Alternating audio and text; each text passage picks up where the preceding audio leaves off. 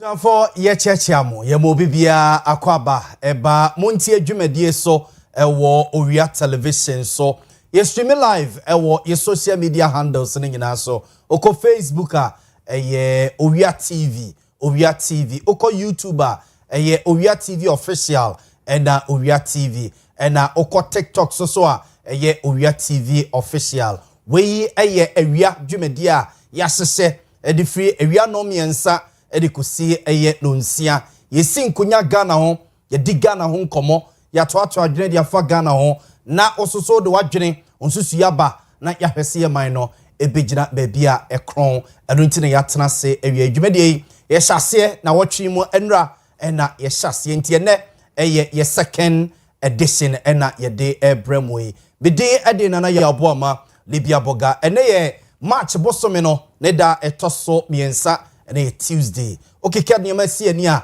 na gese atwa be 62 days ewo afinim yenim se otwadi ampo nyankrompon no a o hyenyuma paase a wode ekwawie ye pa no ode ahyase yi wode ye bekọ na ode yi akwakowie yi dwumadie adwene ni ba kofo tirim obetimi de wadwenkyere ene onsusu aba abra wode to social media platforms no eso okwase na o comment or contributions or suggestions no and or questions so they to no mo a yeguso a ye di dwuma no ye be di honkomo na ye busa e di ama anase bia o de opesa o de ba say bia WhatsApp message anase e text message a obetimi dia fa 0243 220044 so 0243 220044 so ama yakenkan e di ama ene show yi said ye de bia monim no ye Dominic Kwaku Boating na wahye dwumadie ni nyina memedie chese wode atade na hyeme na me messenger me bebe carry information no de amamo kukua Veronica Jando akosua somua asante eboa Benedict na ya Grace ni team na aka no nyina ebo echidom ama bebia wo bia no yetimi aba na yaba besomo sene ye wose somo ewia no miensa bia edikosi eye nonsia ena wie ya transie nkomo ne doso yebekọ ayawaso east by election no ensemo a epiepie ho yebekọ na yakwa kodi nkomo koko nkomo no ensi koko nkomo no ensi sa ene ye hu se the minority members NPP MPs no omo sesa omo hu gubas mu se omo kọ afuom na afuo be no mukom no mukọ no akwa kosisei yebekọ na yakwa kodi omo chi kakra na yako president state of the nation address or the two jano ensemo a epiepie free mo eba ma hu se ena wiei the government communication and say penny or kasa de ma ban no waye nsɛmtwefo nhyiamu ono Felix kwache ofosu ede nchechemu bebre aba efa ensemo a president John Dramani Mahama ebobo so no ho bewram na yedidi ho enkomo awiei mpanimfo a eka me ho ama yedi sa adwuma yi ena ebuziafo wonromo ewa hai awiei ora Kwaku Atasapon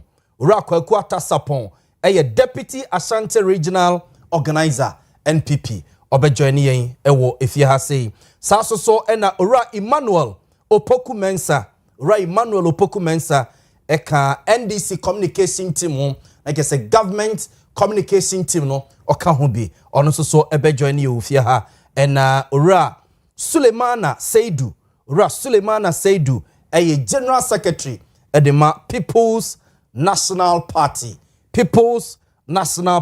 PNP party no on a general secretary edema omo ono so ebe join yen ewufia ha na yesinkunya edi enkomo pi na ewie yata se yebedi kan hyase na yedemo akọ ayawaso east by election ni mu na ene yebekọ empanimfu akọ constituency ni ma wiei na elections na ekoso no wodo akọ hwebie omo impression so far any omo comment any campaigns nketinketi a omo eye no yebekọ na yakọ akohwe na yahwe parliamentary elections akoso from 1996 edebesi 2024 history no said ye esika edefa elections parliamentary elections on ewo ayawaso isoso no yebedi ho nkomo awie pa na de edikan no yenko the Greater Accra Regional Police Command omo esebo se security de yeda yena na omo kire se de oso omo ye bia wonoma aye ede niema egugu akwam bena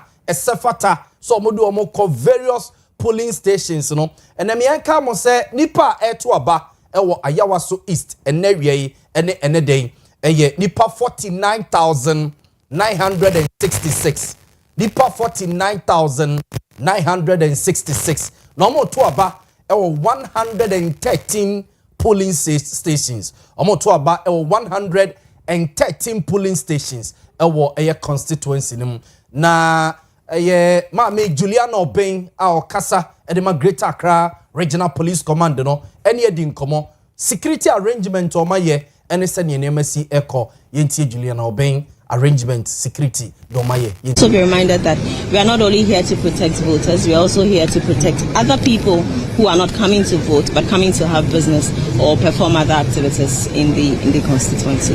All right, so I speak for Ghana Police Service. I don't speak for the national security. So I don't want to make comments. But generally, when the police is in charge of security, once you have brought it to my attention, I'd relay same to the authorities up, and then if there's any response, I'll come back. So far, no, we haven't received any. We are hoping that we'll have the day continue just as we had it started. That's a security measure. It's not something we're going to place out here. But yes, as you can see, we have saturated the constituency with our men. And as said earlier, we are not just here because of the voting. We are also here to protect other citizens who would go about their normal duties. The installation of some CCTV cameras at some selected polling stations. They said they approached the security and they mentioned that indeed it was done by the National Security Authority. Can you confirm to us if that's part of the arrangements, security arrangements? So I speak for Ghana Police Service. I don't speak for the National Security, so I don't want to make comments. But generally, when the police is in charge of security, once you have brought it to my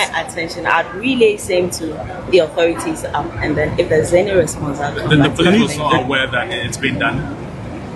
Like I said, I do not speak for national. That institution. I just speak for the Ghana Police Service, and so I don't want to reserve comments on that. Get to my bosses and come back to respond to that. Thank you. Have you received any complaints of incidents of violence or intimidation in your vicinity? So far, no, we haven't received any. We are hoping that we'll have the day continue just as we had it started.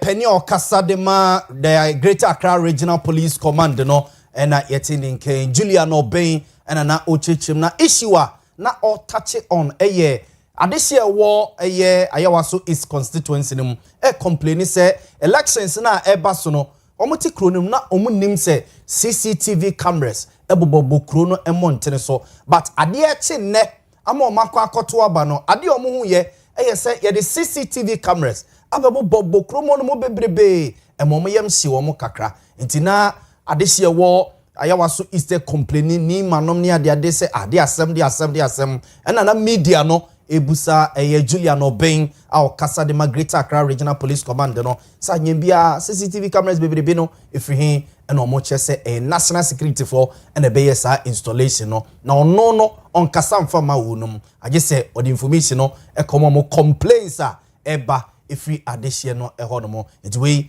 ade na Juliana Obeng okasa ede afa ho Owia Koku ayidoho esoso observer eja ono soso eko constituency nim no akwa observe entutu ya police fo aye entutu ya electoral commission fo aye any political parties no oma okeka constituency nim na de ohun ye ene de oteye de ode to ye nim kakra eni ise bibedru ha machimba ise nonsia ne mehu ni nyina kire se Yankopon adoma ebekoyi wohwese na yenuanom anase yeah of course yenuanom Ghana Police for dodo na omo ha throughout the constituency na niefe na ede eni se omo share police atade dodo wo ho omo de omo ba omo share police atade so they are in civilian attire. What it means is that massa omo wo ground. Na wa unim na office o ene de na wo de wakaka bin sembe nantia etojiwara but to the election proper no electoral commission eyamide say they are being very professional. Ohia amikita me ID card so enye se we kokwanyi do honti Say be ko kwanju do we hwan. Adwuma ne ye mmara ne de adwuma. Say mmara no mma wo kwan say be 1990 arena na uni kwan. Oso kita wo de, obi akita ne de. Then there's another accreditation at Ebema Collation Center. Are different from this. Now the point I'm making is a letter commission. And now they are being very professional. And they Yaw Boamah say by election, but still they also more now. And for us as observers, those are the technical things that we try to observe. Yes. Ora koku ayidoho ene yetene kano at a Mills Institute ena odini juma oye menka say independent observer say oko na elections na ekoso ewa yawaso is constituency nim no by election no odine ne ekwakohebie ena obo various agencies no stakeholders na baso say nani aso electoral commission niema wonoma ye wo constituency nim ana nani so asaso eniema aposi force so aye our constituency officers ni be say uniform e be say uniform and o man make sure so say there were enough men each polling center se be na enkofa basabasa ye bia ema ono so ne dia wa observe enonom ora Joseph Yamin national organizer edema NDC ono kra de na okasa de afa voter turnout ho besi awiei be no miensa ne yedi Montie dwumadie ebremo no abusanfo ne yentete ne se turnout no ewo fompa manfo hyehedem a wono mo nhyeda MP sa na Joseph Yamin ekasa kakra e fa so far se de nipa esi apie ababeto aba no afa me fi se baby aye wo no se higher Islamic community and nipa ni bebre na anopa no omo show omo fasting na se a omo atano pampa iboni ade no omo kakra na so bebre no by this time we did say omo ada omo dia no de kakra start a new anti yebetini yo na say ni fair to abano somewhere after Ide where sure by that time a minimum around reporting and they will come back and come and come. It's the turnout this morning is expected, but I think that it will improve. That's how Yamina oye national organizer edema NDC NYTN kan nto no so anantem se ne osi observe niema turnout no yese ewo form kra ewo ayawaso is nima and an important mobile election ekoso no turnout no wo form amanfo hyehye demo a wono mo MP meto aba no kra no ora Joseph Yamin ekasa ede afa ho no na ora John Boadu esoso eye Kane General Secretary edema eye NPP ora John Boadu eye Kane General Secretary ede ema eye NPP yentie ora John Boadu mra yentie ora John Boadu mra ono so de na asem a oka no nyina eye se ofi se ensem bi SCC pen no na ko expect se mampani John Dramani Mahama be kasa de afa ho titiru ene se ma me hawa komsia nipa bi eboro no o by election ase abisine on kasamfa ho no ofi se entwe inti ora John Boadu. That thing is not repeated, but I still insist that I want to hear the president's view on this matter. It can never be right that the president keeps quiet about a woman beaten in broad daylight. That was reported at BBC, CNN, and our president keeps quiet. I don't think it is right at all. We still want to hear from the president. We still want to hear from, especially the vice president, who is a woman. I think that is important. We take that matter out.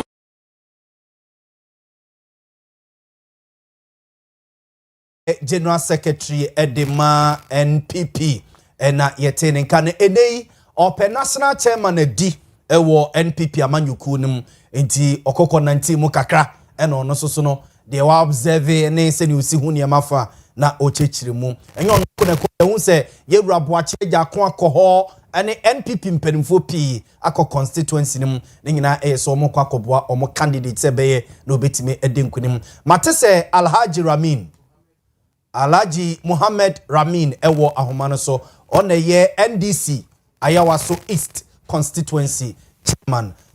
Chairman, assalamu alaikum. Wa alaikum salam. Bibacho mini wana kasa nana yao.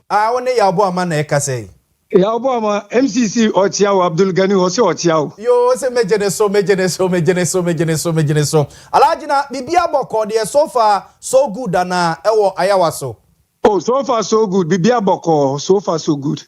But a man for complaining turnout no. Sasa man for she dem omum pie meto aba no. E de na mo ye dia fa. Nana yawe, wa wonim say by election. Bibia by election turnout ye low. And a more special Ayawaso is a Muslim dominated area. And the omwada ba ombe pie abeto aba no, ombe pie. But say omum pie so na ba na ato awie o. Ombe breaking fasting. Oh na say vote mienu po ye betu po ye be wini. More especially ombe pie because I is strong good. Say nipa mienu be na betu aba po ye be wini. Ba ombe pie be vote. But NPP candidate Baba Ali say ono na ye homeboy, ono na ye area boy. Iti amanfo beto aba ma no. Alhaji munsuru. Oh now homeboy me nim Baba Ali.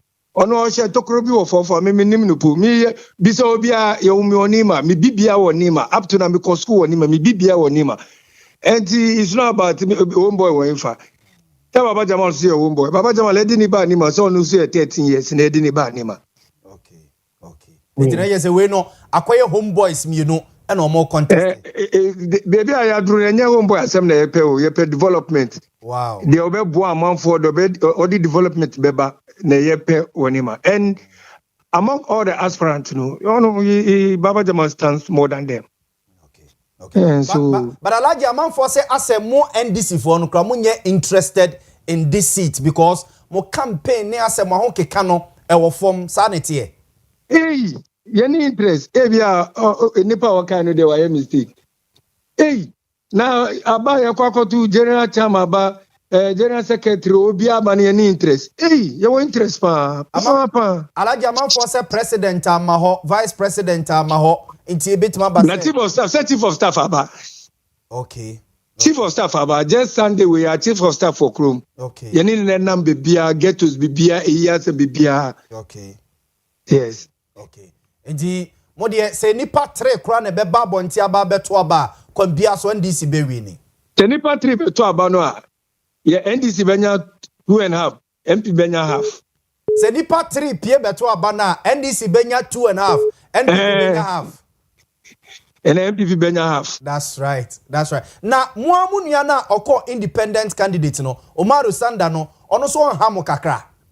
Oh Debbie ono ni asem ni me pesa menka ni asem kra onti me bia ono sa titi NDC no enye ebi na sesi a o amonfo eni ebie sesi apa enti enya sa titi NDC ni na amonfo eni ebie.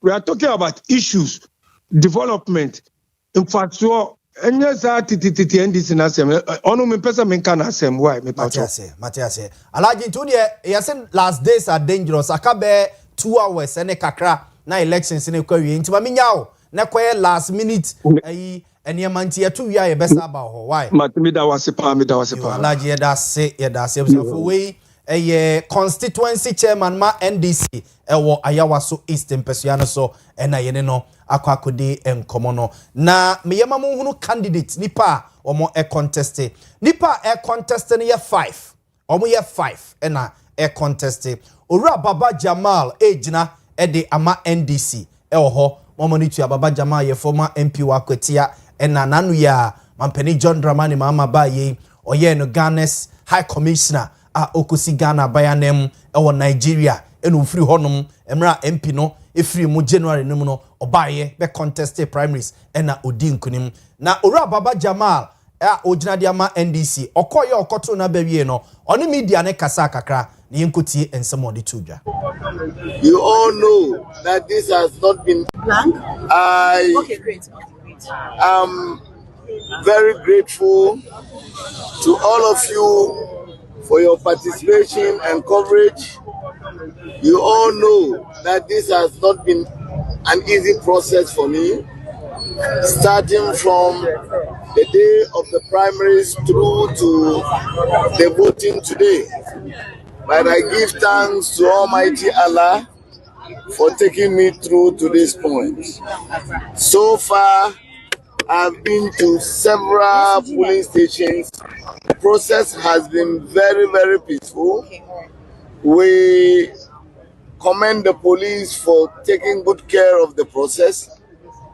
I have visited more than 25 polling stations so far. It has been very peaceful. The turnout, understandably, is a bit slow because I know, this is largely a Muslim community. So I know it will pick up as the day goes by. But what I want to assure you is that we will do everything to ensure that all the process is calm, the process is fair.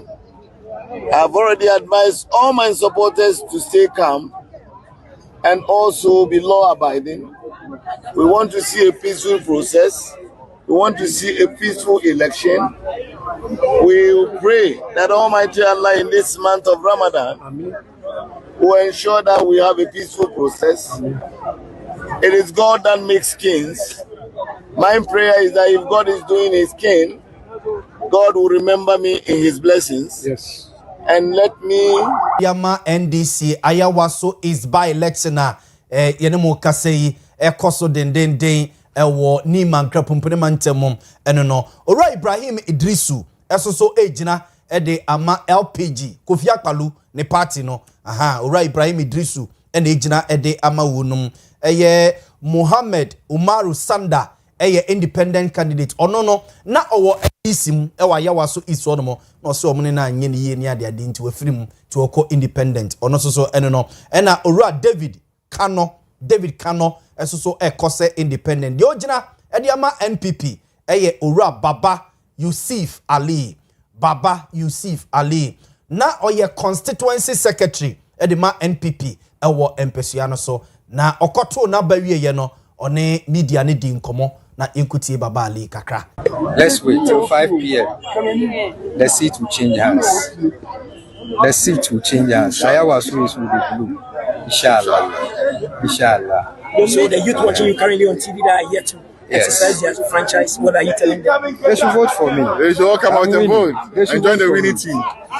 It's obvious we are going to win the election, inshallah. They should vote for me and increase the numbers. That's all. The poll by Global Analytics puts the NDC on top of you. Number 3. Are you still confident? Do you still believe him? You've not won this consensus. Do you still believe him? Not long ago, you conducted a poll in Ayawaso here. Yeah. And what happened? This is Ayawaso is. Here, the data doesn't work in that manner.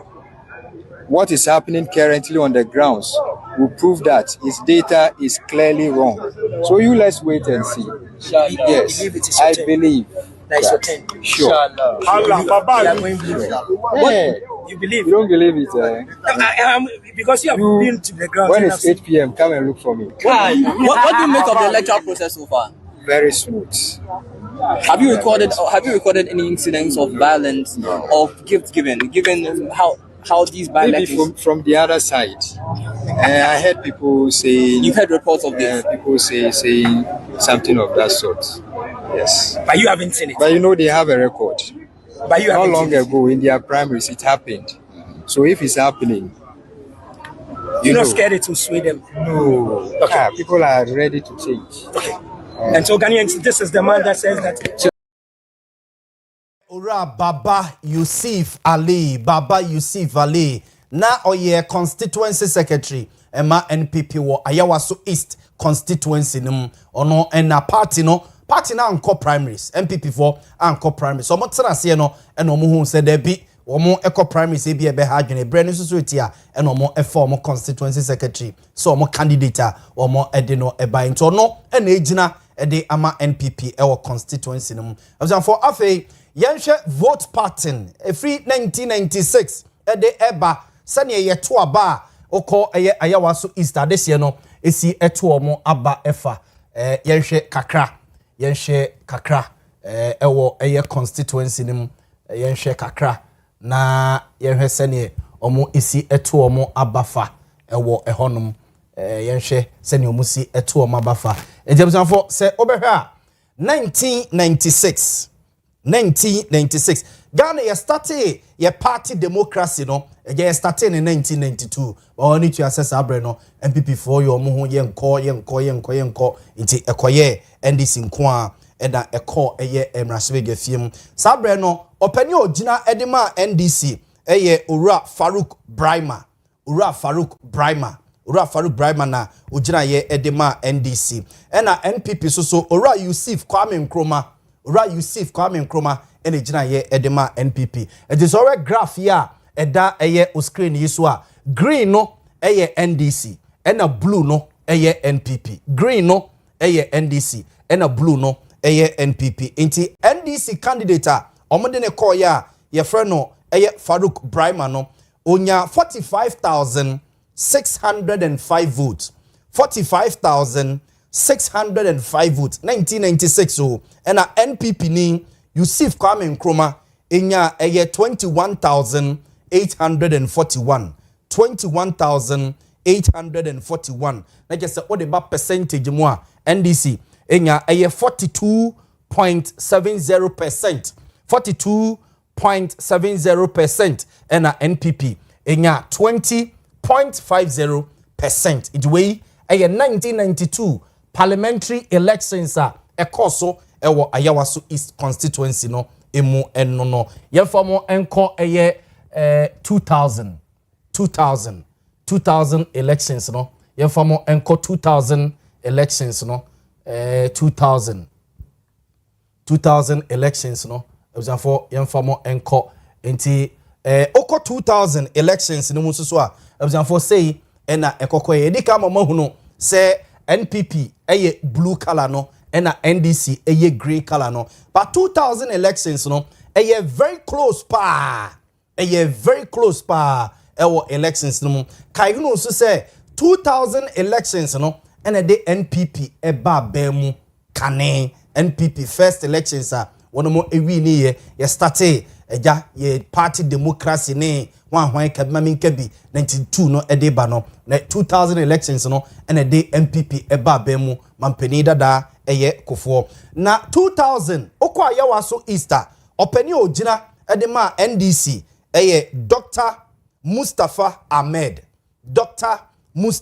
Ahmed oni gina ye ede ema NDC ena mokai papa we Kofi Wayo Owura Kofi Wayo so ene gina ye ede ema NPP 2000 elections no Owura Kofi Wayo ene gina ede ma NPP na results no de call ye nie Dr. Mustafa Ahmed ojina de ma NDC no enya 29,579 ena Owura Kofi Wayo a ojina edema NPP enya 29,026 what about percentage mo a for NDC Dr. Mustafa Ahmed 2000 parliamentary elections ewo Ayawaso East onya 44.77% onya 44.77% ena NPP Owura Kofi Wayo enya 43.93%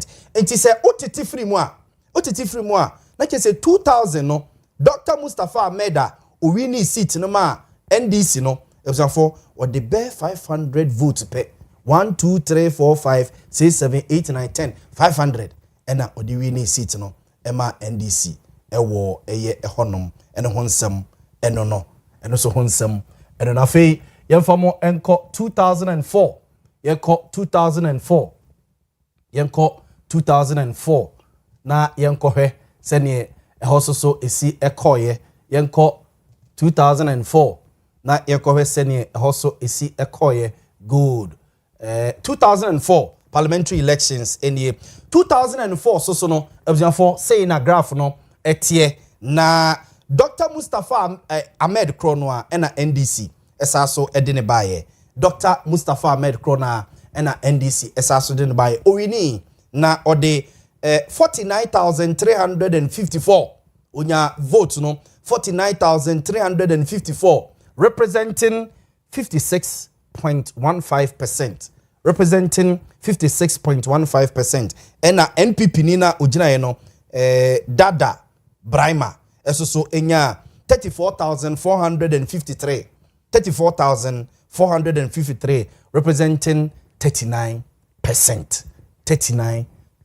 Into we a year 2004 send your results no isi ekoye eno. Afiyan famunko 2008.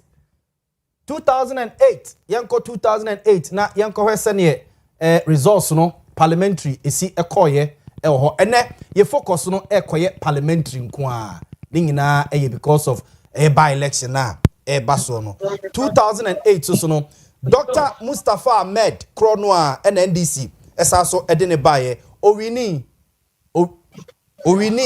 with 44,655 44,655 and Ura Mohammed Salisu Bamba Jina Edema NPP Sunya 26,020 and to the percentage wise more NDC enya 57.16% and NPP enya 33.31% ewo ehonomo afi yanko 2012 yenye ne quick na afi yankofa your reporters no ewo efom na yehwese ne enema esi eko yenye ne very quick we 2012 enti 2012 so no abusan for say na etie 2012 2012 na MP na enei oye nyame dia ama by election baso sese no abusan for ogina de ma NDC ho Owura Nazel Ture Mahama sabre no be NDC candidate Yawa so East na abusan for 2012 no okoye no abusan for voter onyaye no onya 26,647 onya 26,647 ena Owura Mohammed Baba no NPP saso de ne ba bio eno benya 13,887 into the percentage wise mo for any NDC enya 65.44% 2012 elections no NDC enya 65.44% ena NPP enya 34.10% in the way 2012 yefe yanko 2016 so any example yanko 2016 any enti 2016 so results no any 2016 NDC SRPT Owura Nazel Mahama Ture ni biu na obaye no onya 23,407 onya 23,407 na gese atikakra ena NPP candidate Peter Mreku Kwame Yantwi so ebenya 13,599 na gese obabe ye new candidate on into no so no appreciate by small figures be enti say percentage wise no NDC call 62.00% ena NPP eba 36.08% 36.08% eno no afei yanko 2020 election results no parliamentary yanko Ayawa so East 2020 eno no enti we 2020 na 2020 no NDC sa repeat Owura Nazel Mahama Ture na ne results no ebusan for say ena ekokoye this time we appreciate kakra oko 23,583 representing 61.18% ena NPP Peter Mreku Kwame Yantwi enya 14,966 so enti o de ba percentage wise mo eni NDC Owura Mahama Nazel Ture enya 61.18% ena NPP enya 38.82% into we 2020 enti the last one 2024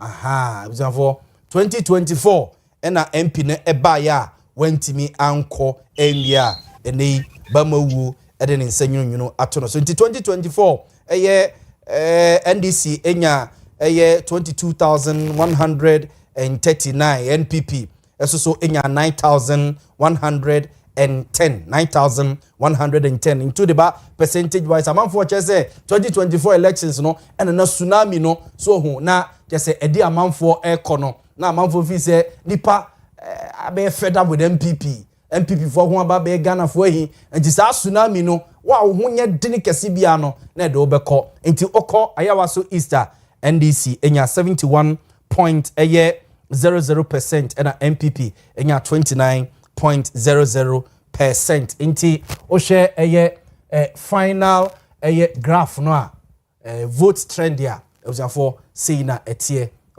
trend of parliamentary elections.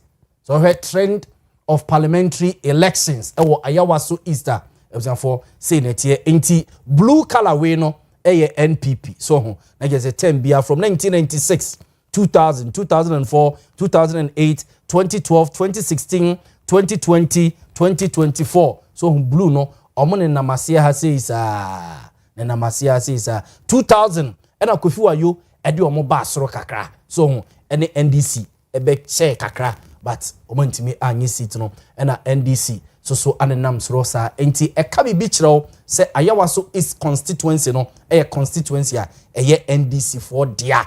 Enti amanfo fi se ye nhunu MPP for oman keka ye sa ewo constituency ni mu a na bi omo matena se ahwe awi ade ni nyina hu se omo yese de ya ebi omo ntimi enwini yankwa oman no so na afa ye ne reporters ne nin come from constituency ni mu se ne eniema sitie Kwajo, good afternoon. Good afternoon, Boamah. Na oye this sort of be about now, sir. They said the radio dom. They said the Becca say I can't 1 hour and some few minutes be na a year voting no a baby ye. So far, Obekane say echo ye. Well, I mean that's Senorica kind of aka a few hours in about 20 a baby. So far, Becca say still 10 out to know, and yet it's 2024, you know. And yet it said 2020, and yet it said 2016, and yet it said 2012, and yet it said 2008. It's answer and then Tuesday, working day, and at the same time, you know, Ramadan also a Muslim community. Now, Oba Accra House, I would say, Nimano a dominant of Muslims. And you know, the Ramadan activities, you know, a very massive one. Ama a Nipani Bebrina, no. Shefi and I be so a mosque. I mean, okay, so we are not boy, papa, I was to East constituency, Hanum say. Said Odiga kind about 1 year, Kaka Krania to a year, but Uba Hanumana make us a party officials, party supporters, and a party members for the NDC. I have more, Hanum saying.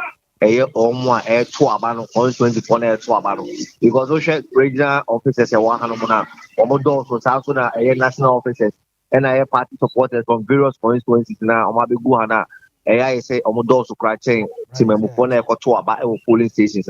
But the Omoyan said Abano Echo a Rieka Crado. Now, no more few more or more air prefer party for any air Ghana for Namo Mother to about. Can I over Ayawa East Hanumana? A Hanumania constituency, the seat of government, you know, a Hana the seat of government war.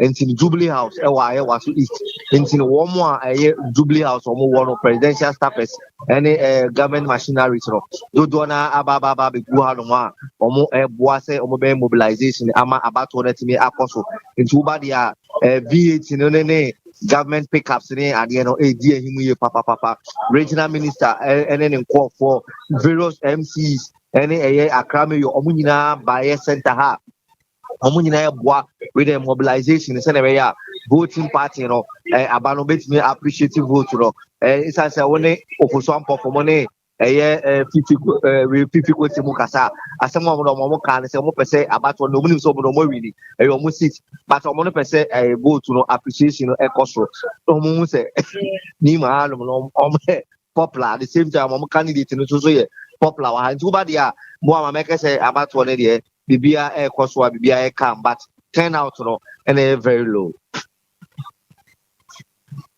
Obusa say anyambia no unse edu by election say ya na political parties no wo omo ne ma ne ma bi omo ye omo timi pe coins kakra di rewre fiefiem e de kofra manfo so omo meto aba ene no mu hu bibia sa.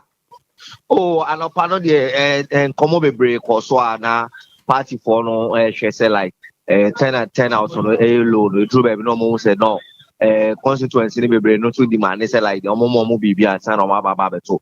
So as part of the strategy there, I think the constituency no appeal no me and I say voters na appeal no me there. Yeah, they are party for no be appreciate. Maybe 1 or 2 places I call ya.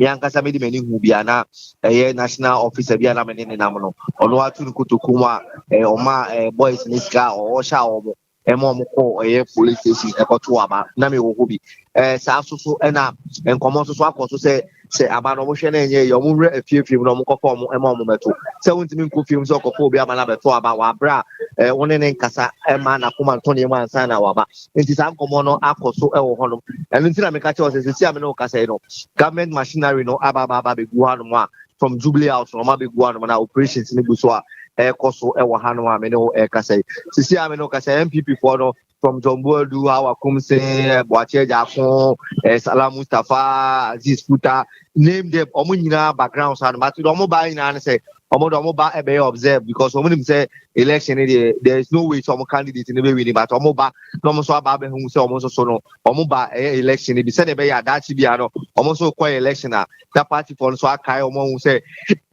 brother by election course no almost so ever participate here now almost so akai o mato aba nti no the situation na course so hand say so ban so then this create omo ankasa coalition center omo no quality omo resource but the MPP side dey omo anya bibia sa is that some omo nim say about no omo kono emfa resource bia emfa mrebo but they just came to participate but NEC for na coalition center oba hado na send me kind government machineries no ho no munyina ababa be go a omo twe say abado be ko awie na omo so edi omo result and na some figures say about out as such easy for the no need the situation na wa hanu ma say America say government machineries say aba na omo epuba MPC ni bi so every parliament a omo so any munyam ababa beta jubadi na chi wa ha we nyina kire say the NDC did say about we no na important e ema omo pa. Okay kojo ene ma yenya o eja omo be de bia afa no omo be ya amamre no ebe action nje bia ene ma besusu kakra na MPs no ma ho MPs no one who be oh so far MPP BN one man waba had say the only conform about had more MPP for no the former national officers and current national officer na be Salam Mustafa ne Aziz Futa and our former MP and no abahabata omo parliament is ya ne obi ani hono ma show up ayawa so east hanu say kojo maminya na kakra e besa so aba ekwawie ni aba be fa figures ne kakra yeda se pensu bi no maye why all right for ye nua kojo bafo na chi enkrade free enkrapompene mantem ne mo ene ye call ne nche na yawa so east by election na ekoso ene dai MPP ni NDC fo na mienu na ade no mompe so NPP ni NDC fo na mienu no ade no mompe de ma me kasa na ye se NDC we ni seat we ade kwa ka omo de dada no ho a eno a chese enhye ne ma ene no so a enyi bi mfirim majority no ensesa no saa so na NPP fo so no we ni seat we nom de kwa ka omo de no ho a omo zizi omo de ne ze 87 na 88 80 zizi mo 83 mo de ne ze mo 83 MPP ayo mo parliament do ezi o maka 87 it is only the one ne kokare ewo ayi parliament o omo ano omo mienu na ano otum se omo nsedam pade no but there's discussion be ekoso when this mu sese yase by election we na ekoso no eye between ase edu nketia and Jubilee House sana me de Matthew minim se poku mensa be ye nanim star bi ni ade but ye tete ne say by election we na ekoso no eye between Jubilee House Any ora Esiedun Ketia national chairman and I say NDC party no headquarters and omo echo because candidate Baba Jamal no onyo no na Jubilee House allegedly na omo epeno no mo pe different person and Baba Jamal ekoko wini ye the free da Baba Jamal wini ye no as a Jubilee House a keka a by election we no akofom na say the general secretary ni national chairman Esiedun Ketia ena ejina Baba Jamal achi because Baba Jamal so no eye Esiedu Nketia akwada so hu ena o magina chi a ema ya tete kra say last day Sunday na no mo wrap up o mo campaign any bibia NDC yo mo last rally no enim say president di kroma but anka anya hwe kra no vice president wa eka vice president be ko rally na se na nke bia wakwa ka bibi kakra e de a kire party faithfuls no vice president anko ehum si anopa no Julius Debra chief of staff eko mo nante eko afiefie mu kwa sorry eko masalachi ni amanfo kodidi nkomode but rally nase no what happened rally nase no omo final rally Sunday no what happened inti there are people be omo party no mo fi say by election we no omo dey test waters Esiedun Ketia versus Jubilee House allegedly why and a party na say or control or grip a year the year 2028 President John Dramani Mahama or maybe so party need the new face eba now who is taking over from President John Dramani Mahama for my guest and area Owia Kwaku atasapon okwa Ashanti region na so oba Asante memu a NPP amanyuku no on a year deputy regional organizer wakpetenase atenase ewufia ha mema na kwaba saa so ena Owia Emmanuel Opoku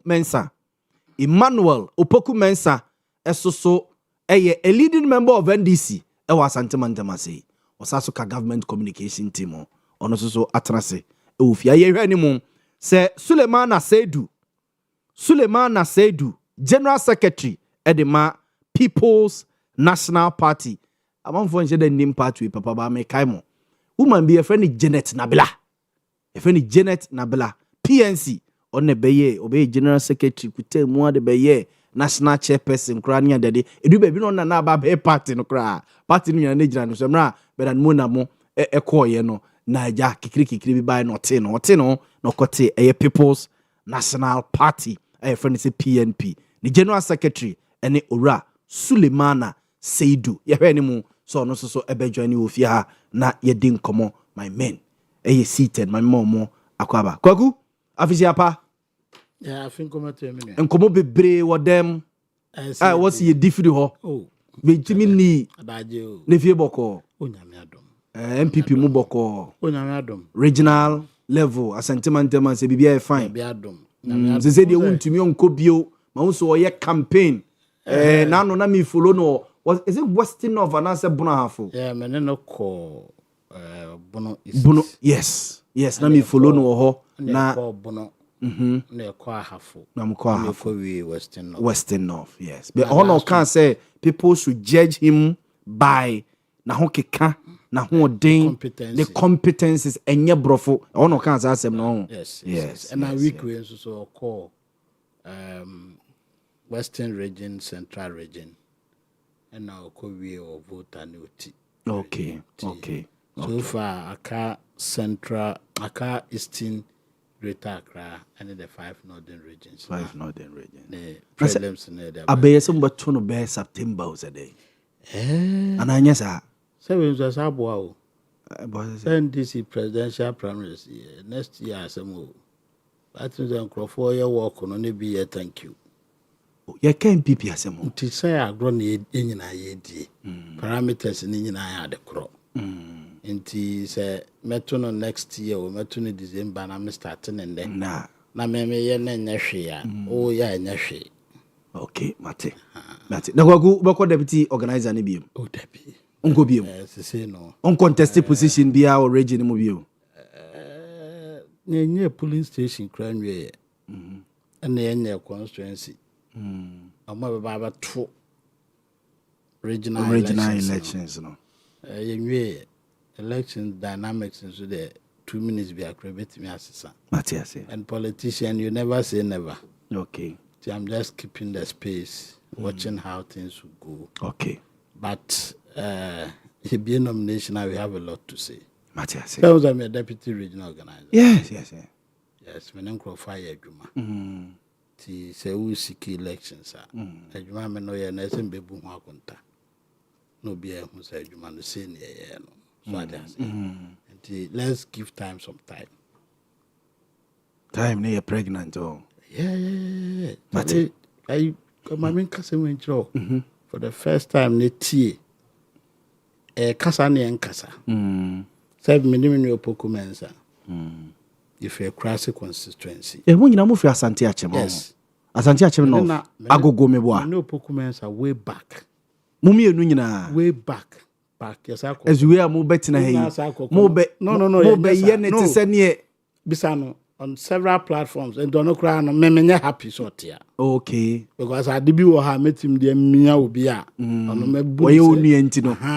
On also if you say or the same way.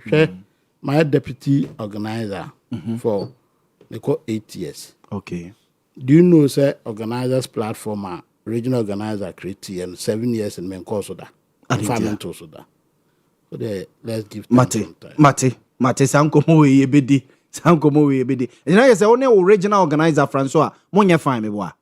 Oh. Say also contest this Montie Obama na obey general secretary. Obey secretary or region mo. Friends. We mama uni opokumensa kwa. Mama wrapping up.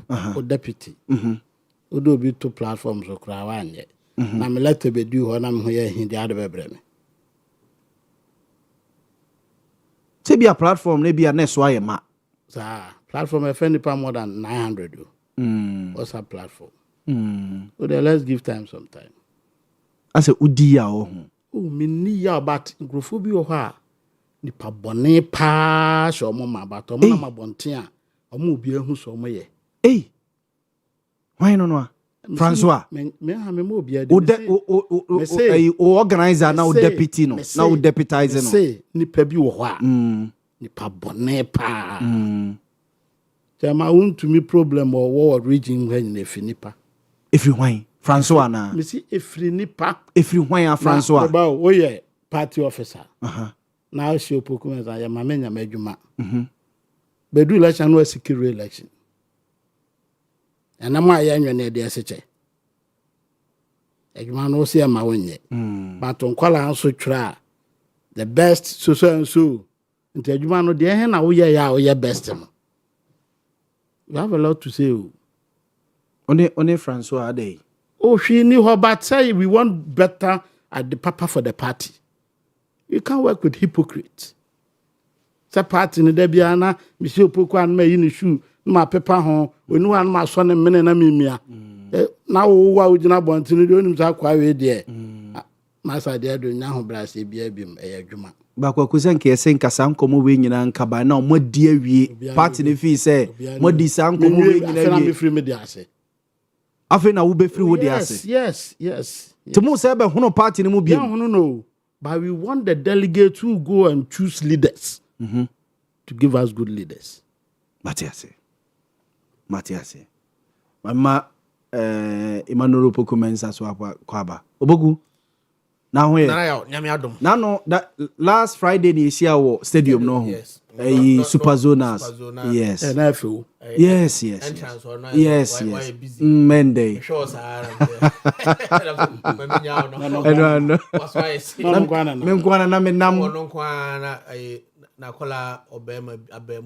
yes justified Pokuna party ni muboko o twede amhadaroma yes musu say omo ayama omo appointment no appointees no titiru Ashanti region for NDC yes musu mo se mo from omo mfa se bi kra change omo numbers eyisu number 22 ne ade obogu o from omo fa se enade omo nyina wa ha o on se first lady wa ha on se national chairman wa ha me wo se general secretary wa ha Yenu asa me jevie ma ne yakọ na sew eda form ye ma ne yakọ ye ma ne yakọ. Me fro na ebe. Okay. Your national chairman by the general secretary by and Poku be Mike ne kakra ma me. General General Secretary by Deputy National Communications Officer, a whole lot of them by some ministers of state, Elizabeth Ajare, by Western Housing. Yeah, me nua Kenneth. Yeah, Kenneth Gilbert. Yeah. I mean, large purple munina. Rashid Pelpo munina by mefa kwan so na mada wonum nyina ase na madamo kumase ha na sentimentum central for mo so mumudu do na by unua untumi spokesperson Kwayando so mi hono watutu ne ntuma agu so hey Paul ntuma mi na ozen kam tutu gu so na abaje ntuma ya fa the ntuma de nka fa neka ozen wo mum na neka fa tamabati ebia na danfo go me bibi eya nkeje ya bibi ya nkeje ya baby amobi asa me koja no because I madamfo oh yeah indeed poku hume so kakra bi ma the NDC Ayawaso East constituency Alhaji Tiamino wa homa so Alhaji, good afternoon. Afternoon. Na Alhaji wo ho ye Pacho nyamena dom ye ho ye. Ye the radias Alhaji NDC for no say seat we no mo ha mo ho na omawi ni awie ade na mo ha mo sa na say almost say ye ha ye ho a time no be kasa time no e be kasa like say emo 5 mu be win elections no ye be win ye win voting no mu be win o hwe say si turn out no say na ye to aba wa ha say na ye to aba wa ha na o hwe by the asad 3 something na Yakoboy na turn out no best maybe kwa best 20% turn out maybe kwa best 30% turn out nti e kwa ma ye nkrofo de o ma pia beto but ndi sufo no ana o mu pie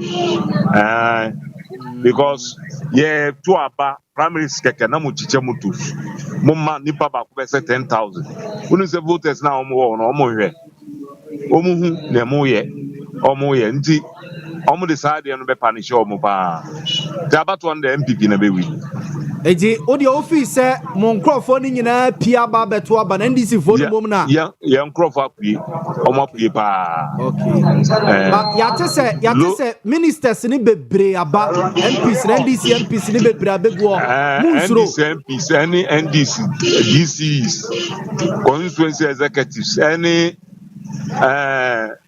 ministers omo nyina wo ha na munsuro munsuro yen nsuro me constituency chairman for 4 term election by na manhu election by na manhu okay and we say we there so okay yen nsuro twi na Alhaji say akabe 1 hour na mo di abato na be so far mo ye okay with electoral commission ni police for nsese a mo ye nyina electoral commission for any police nyina say na omo a prepare or say ni omo ye nyina ye ni aso omo ayade pa omo ayade ye ni ati okay asa na problem bi ani okay guso koso but turn out no na enye nzo no enye ma zamuri turn out na e wo form no eboa mo boy pa okay mate inti mayenya o eja last days are dangerous last minute no ebia na BBS inti mienya o ampa bebi akodu no obia omo mpie biu asa ni pakuna wa decide so omba no omba okay ombeto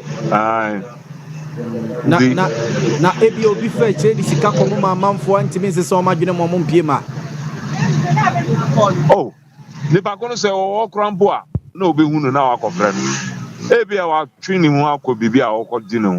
Wa san eti wiye so account. Na wo be ha no ni vote asema say on view ra. Okay. Okay. Alhaji Edase. Yeah, Mr. Yo, abusanfo we Alhaji Isa Tiamino we NPP constituency chairman ewo Ayawaso East. And ono so ama ye hu no say turn out there wo form no or come NDC for atiase say if you go mo microphone nyina ba NDC for microphone na aka dem a wono mo MPA ye nti de ka kon de ya ye hu e de ama NDC wa Ayawaso East but Ayawaso de since 96 kwaku Mamini poku mensengi. Santi Achem of since 92. Lucia. But some lusu my independent candidates. Mon lusu ama. Sister in your party ni dia. Independent no ye mo munipa. And I'm say no ye MPP ni na mo amfi na no ye MPP ni. O ye MPP ni. E na mo amfi no. Ni fi asem. Ewo no so on issue. Muni na ni agro ni yi. O dabi. It has nothing to do with that. Mate, wo de beba. Pogu. Edi mo frɛ omo fa appointees no mo frɛ omo fa. Oh, some of them. Ebi aso de some of them offer omo fa. Na why na mo frɛ na ya na fa. Oh, I cannot put out names. But I can. Who say obu ho no ma o ye stubborn and bondi ba ko an ye mbese no na wasesa no zuban. I don't want to do that. But I must say o hwɛ your national communication officer Sami Jamfia. But also kuta position no. Yes. Okay. Say until say about Tuaba no. He's still the national communication officer. Owe Sami Jamfia. Oyobia metu makasa communicators ohwe pa. Ohwe Abbas Nuruddin. Ejuma oye. Enre wi na me ne Abbas sete ha. Yes. I mean, friend no way busy cry na at the right time obe text you and I obe friend. But I mean, some MMDCs. I mean, sometimes DCs in so monfa. Oh yeah. Hey. Oh yeah. When we meet, ye communicators nishia. Omoka. So DC we MC we cry no. Okwa. You see, sometimes it's not about say be a BB or the man. Name how receptive you are. Or fell kwan so ben I would Jenny Panaso. Yeah. Sometimes Kasabi Abeka ni pano because there are some of these appointees are a Juma communicators a Juma party for no a police station can't branch executives some of the appointees a brand new sabi in Krasi muno they were nowhere to be found. But fortunately for them, no muno positions. And it is time say Kawanya position no kaise nkrofo bi na koye ekobo ntoa ema atumi ni bae but unfortunately no ye hu ni sa me de I believe say bia with time no wono ma ye from omo mfa no mbesesa so omo sesa well me tie there I'm very loyal to the cause of the NDC mekoso aye adwuma me gidi ye say at the right time no e bia me so I'll have my recognition na me gidi ye say me oh no, me say yami boa me na me nyam recognition ya. Ya wa na bi a media, e bi a former me nam, e bi a come de me no. E so e kire say nkrofo bi a me ne o start here, say me bu nkompon hwe machi. Na me kohwe sa nkrofo. And I think say one mo ma bre, o mo masi monchi monkam akoye campaign. Na sabe e bi mo etika asoro ebi kura say be motorbike bicycle na de ko nkura say koye campaign san crofo no say edrum rese ye appointments such people no say e consider because Yaw Boamah Abaso say he did the right largely he did well. Yeah, see there also the money be out largely he did well but you know your crofo bia me the I believe say appointments bia me na me yanka wouldn't have given them the appointment because they don't recognize the efforts of the people, the grassroots now, call from Koye campaign. Some from me DCs and as me DCs, be CEOs, be ministers of state. Now I believe sir, and no more recognize more full soldiers na. Mo call from Koye Juma party no. Hey, MPP problem. MPP. Say him send this for the Montie sa. Who say attack us poku. Montie be say and this for the omunim nipa ye. Yes, it's sa external branches na wo party no. anya careful two parties na anya careful na yam position omuye and we believe say the promiser Dr. Baumia air campaign or no if when you know the year adwuma as a party be adapted. I quite remember say 2000 na yebeyi DC ewo Asante Achim North Mr. Honorable Frimpong George Frimpong. George Frimpong omampani kufuo ma papa no hu say enyo no omampani ne de appointment ne ye de ema no eye party fo no na I recommend say yemfa de ne nya de ema no enti ade bia ni wa MC ni ya na party ni nim hwe this time me call radio I was sempa ana kinsa I don't need to call him because I did not buy executive meeting ebeka oba party branch meetings no kra polling station that time na coordinators no meeting and e okrookrom na e bi wa agogo na e bi odome na e bi odwansa okohoko kan de na oye because no oye adwuma no te said oye party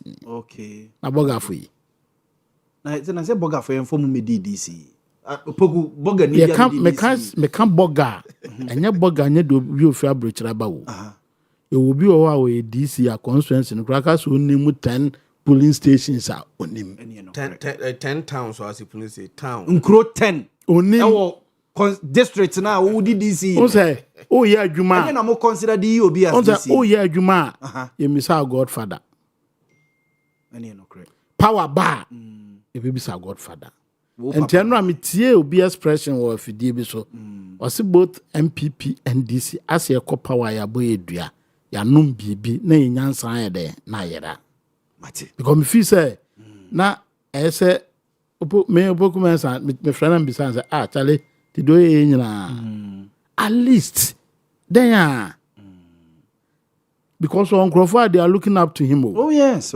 ontimi ntu konongo because we are building ho from konongo to aha to and fro the movement to say ebe wi akire no na o ma me baby say me ka say jaya wanya no kwa den na adeba any no correct intimi there me feel say we politicians no should learn but said about me ka say 10 appointment per constituency for na no godfathers and antinsi oh send your constituency your case for biblia na so dey abo amako na akofo pokumensa de no kwa na nye president na yi okay because issue a bit discuss about baby eto ya waso no me introduce we bi wo ma me fi say ye nyina ya trans de ye ya ebebo mate pokunti rapping up na fe ye medi enti me de mesre say appointees no say mama wonoma wo mo form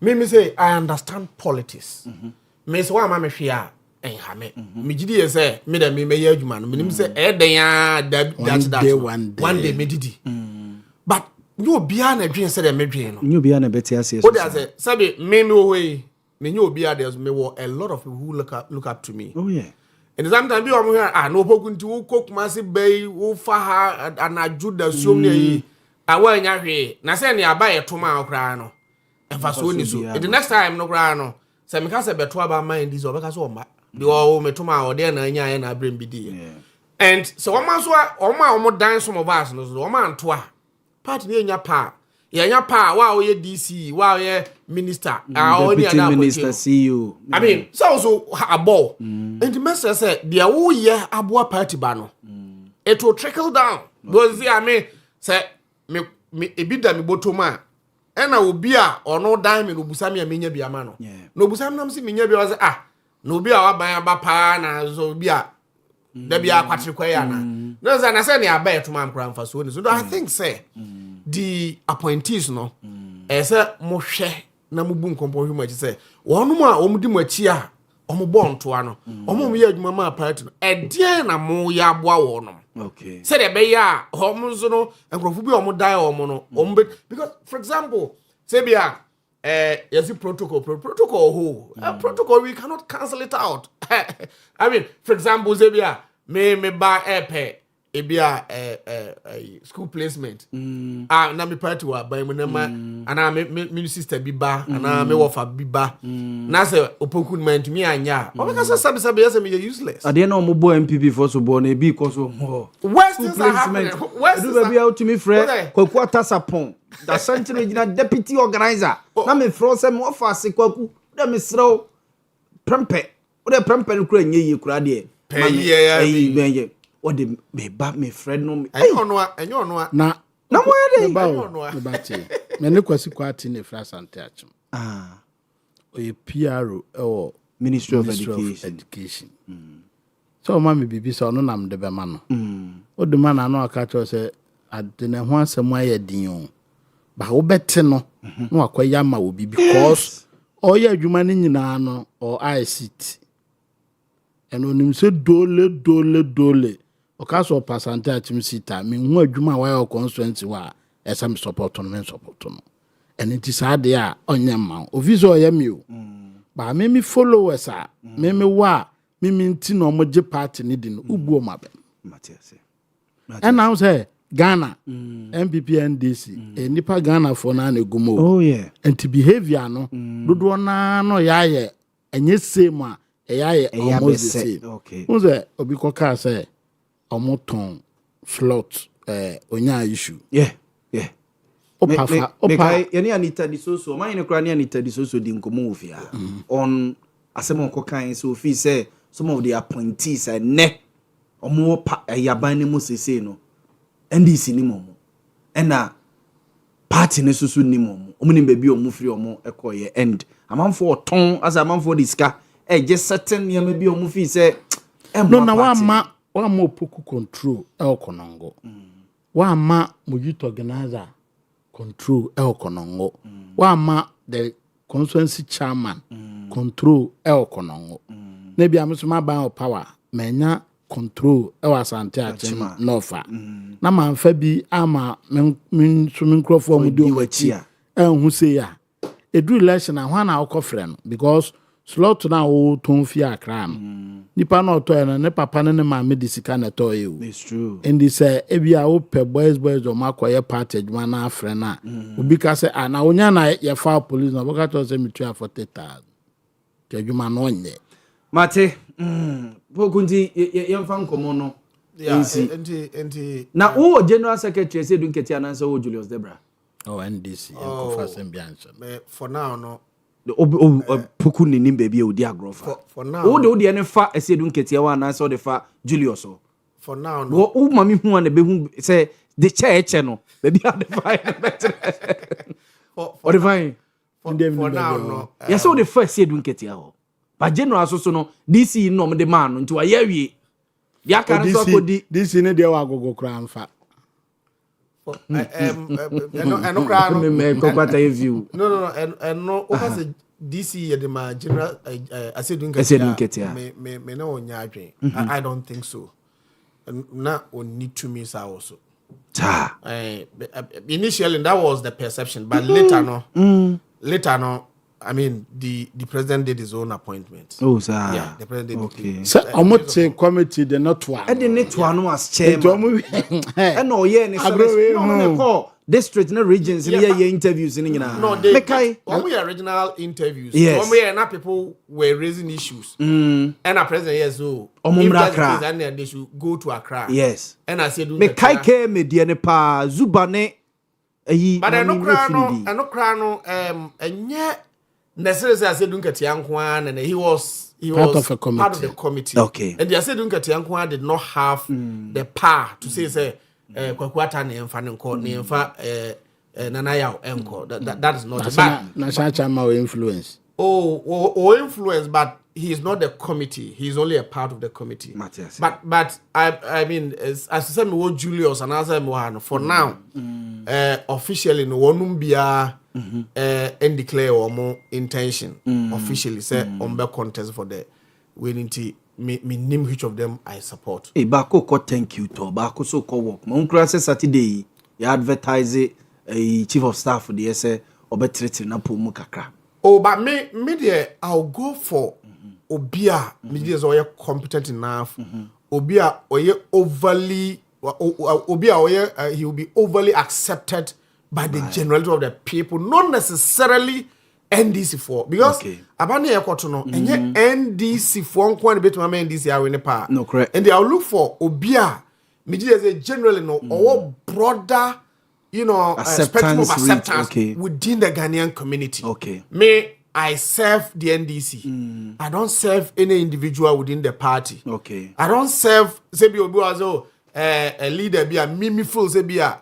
He's coming for his personal parochial interest. But I'll look for beer or bano or besum NDC for asum Ghana mayina. Matthias. Say me who's a Kwakwata and a possess sa character no qualities na. I'll go for Kwakwata. But if I feel say Libya Boga, who is our quality now? I'll never come for you. Even though Bikrana Obia before say oh Libya there Opoku Adam for Rana Opoku Niano. I will go for beer or Bebua party no or Bebua Ghana. That is where I'm a person meko. Observe for Montie Jume dear so and when you go so I will share ya osa so 80 ye no we Owia television and na Oshe ye streaming live our social media platforms ring in so oko YouTuber Owia TV official and Owia TV Facebook Owia TV and TikTok so Owia TV official medical cassette discussion yi adwene ba ku futrim also o contribution or suggestions or the total in social media no so ye beken kind dia mo anase bia obeso ye no WhatsApp message anase text message or the 0243220044 so ye beken kind dia amount 0243220044 so ye beken kind the amount afi kwaku ayawaso east adan na ade no mompe na mo anyama NDC anko onopose nenka bibia to entwa tsene is it Tamale North and is it Tamale South the kokoye no adentia ya me da se e ba ye kran komo nti ya nchia ohefo ne masante achemfom na enti na mete baabi ya me wo me personal way about by elections or personal my personal thinking about by elections I'm feel say by election I kran faso ni so oh sir oh yes ya ayawa so di na expenditure a woman no e from because of the interest in a sense that said the woman or preliminary statement o kan no two parties ni nyina no and shada nye ade kuntan bia nya den ema om and inti say me believe no say nkasa na tie a can this year mo primaries ewie nka nipa party no be yi no eyo mu seat no on koto aso because makokumawu makopa elections and no matter by elections mo no if you say wow man who's a politician say adamfo who's a adamfo a bit me ama me no poku be ko by election red be mame any red be mo poku no directly opposite be we actually near relationship asay because obia person ye adwuma no man the party who say crash abem crash bem na shan bem abaku befu and moreover sa community no if baby ni akwa tena kromo ho na say ye show mo so because by election ba adene slip free constituency no even region cross slip free mo e could national to time be good cronim economically there obeka say eboa but me feel say bomb my neka because project I shed and plan say ye beye we want adwena kwabra ne tare street light ho no obobo how do we take the voters for me my man say man yourself na ye no e say adwene Ghana nti me feel say do me ye MPP ne no me gidie ne say ka by elections no ka beya ka party na owoso no ye to aba no wie nipa no fimu a na the party ni na the esina na because general election na it determine the candidate no and no say party we nipa no e de and ope hwɛ issues a apiefi NDC for ADM. Yeah. So nya by election abaja man koda so te Nigeria.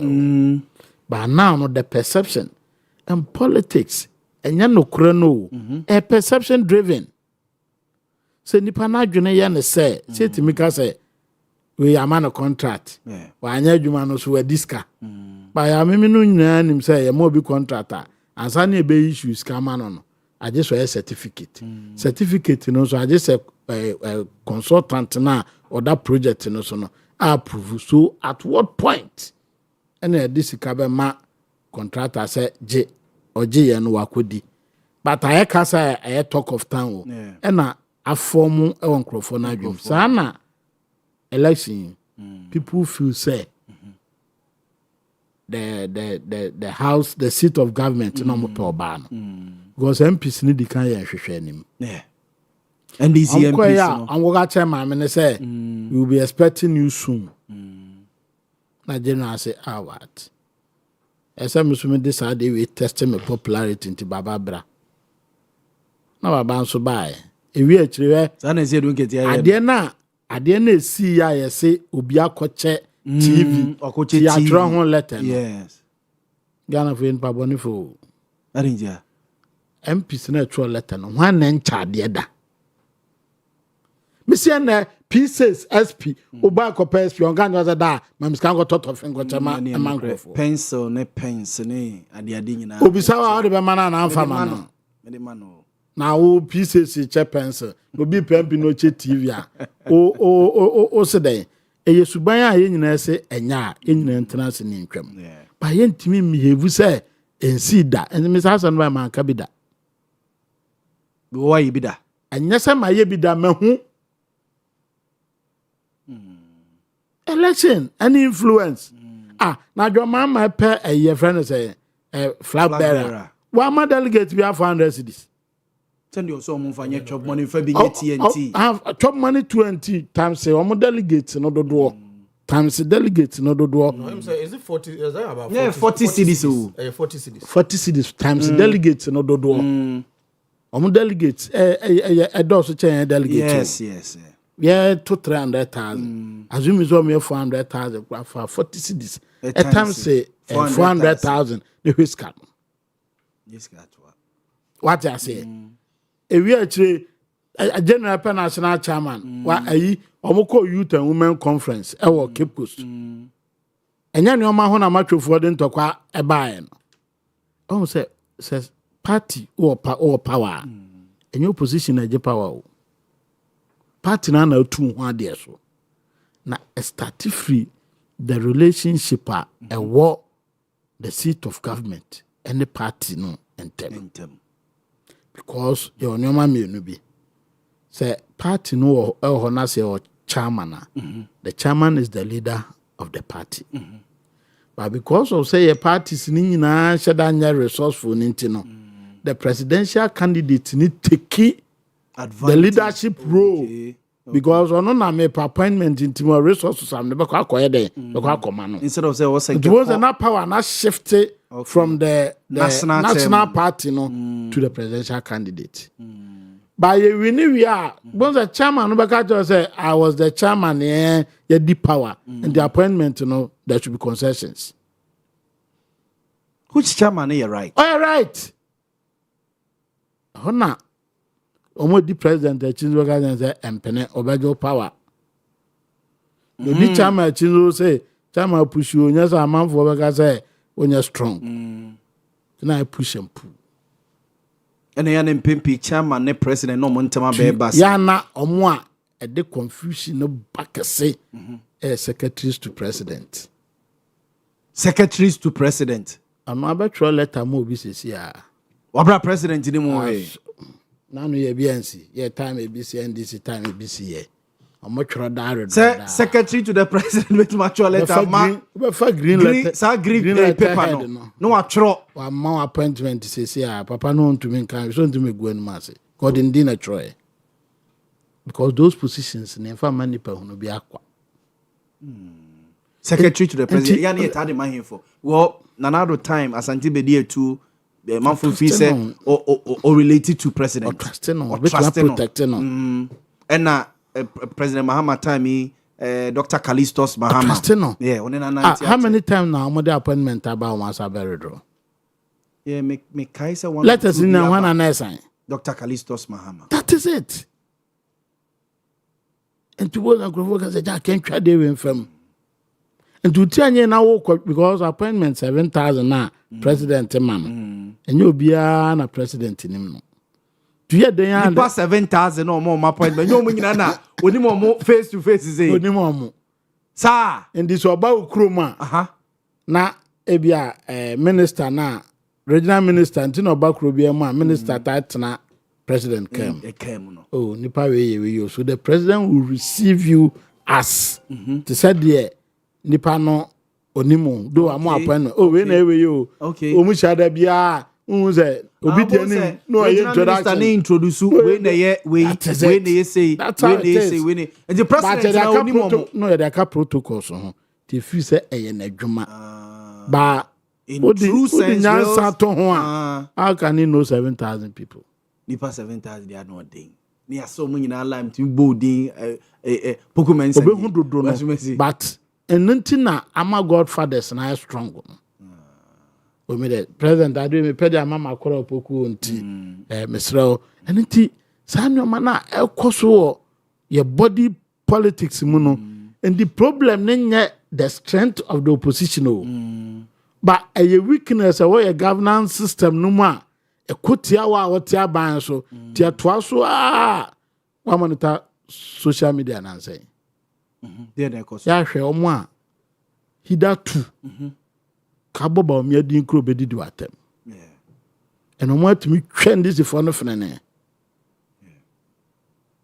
on say sana akoye amanfo fi say as a NDC goodwill no efedi obia odi nti oto aba tuba ka kire me say me ni adwuma ma ban ye ebe formula 133 ya bo ma ba adwuma no pa 8,000 so mo pokumensa ba eba opokumensa wi ana kwakwata beto azunti host no me ya me ansa ne ye un say o ye campaigner enema na o kan nipa ne ji unu nchirechirem ntuba power afi na wo ba be chirechirem na no ya cocoa price on that for more percentages by at year there 6,000 minimum what is percentage there so what I say is almost the percentage increase so anna anti amamu o Ghana ha no Ghana ni na nkasa ya complex okay ana wo leader no so free mu na ye den ene koye ena nipa kura na wo be trust ne say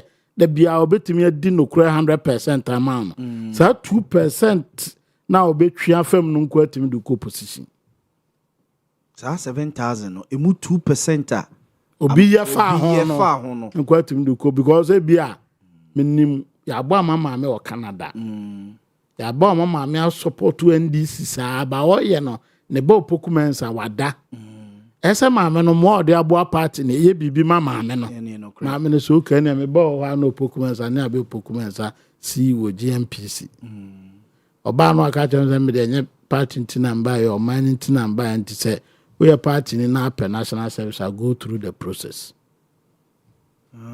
would that resonate with the people okay God would ya chena all posters ni nyina no nim say that chi bi ofa ne krata or the kwa ha ye be solve the problem amano fe no na start no form groups or campus no start NDC for ni pabone say de ye adwuma akra we o mo twa abo de ye adwuma akra we de pekra no say on say enya politics na me ye opoku mensa nya obia sa mre in the opposition opoku mensa nya obia but in terms of qualifications said the case in Bibia he's there adwuma so yes and also ya me radio enya mu na be frame but always menen no platform obetra me friends opoku adan we nkra data no no aneto what throw defend the NDC oh no anam ka say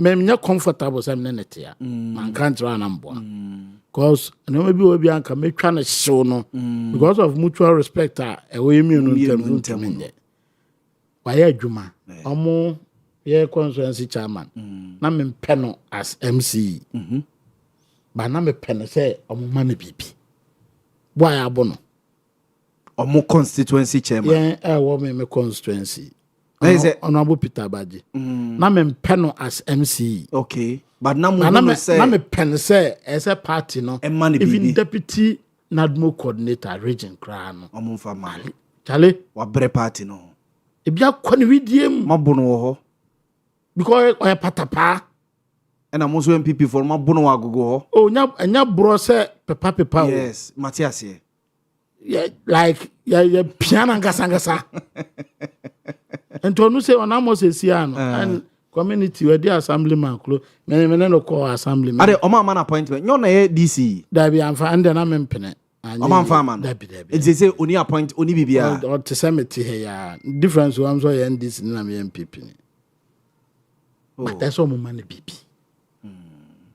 because people look up to him yeah and me I'm not speaking say me MPP ni say DC no esi wo me party me hu consequence let me have school placement we adwuma kusi say me nya me kono ngoduma sini doctor a friend say cancer a headmaster bina no wo hono na kono ngoduma director general okay they na kwago numu so mo mpeno Dr. Eric Cancer and I'm say not secretary say what district for krom nya teacher for so mo dey pom ayana data je na nya teacher ne dey am say mo mpene na me ya don nom the time kana so no boss ufi so ko prempe college ana presec ana opokuware ana chimota ana St. Augustine's ene bodin as data general kan go fe ngombe so retia ntime me ba no manu ko school na ka wu ko bi anke nsori ntia no fa ne to quick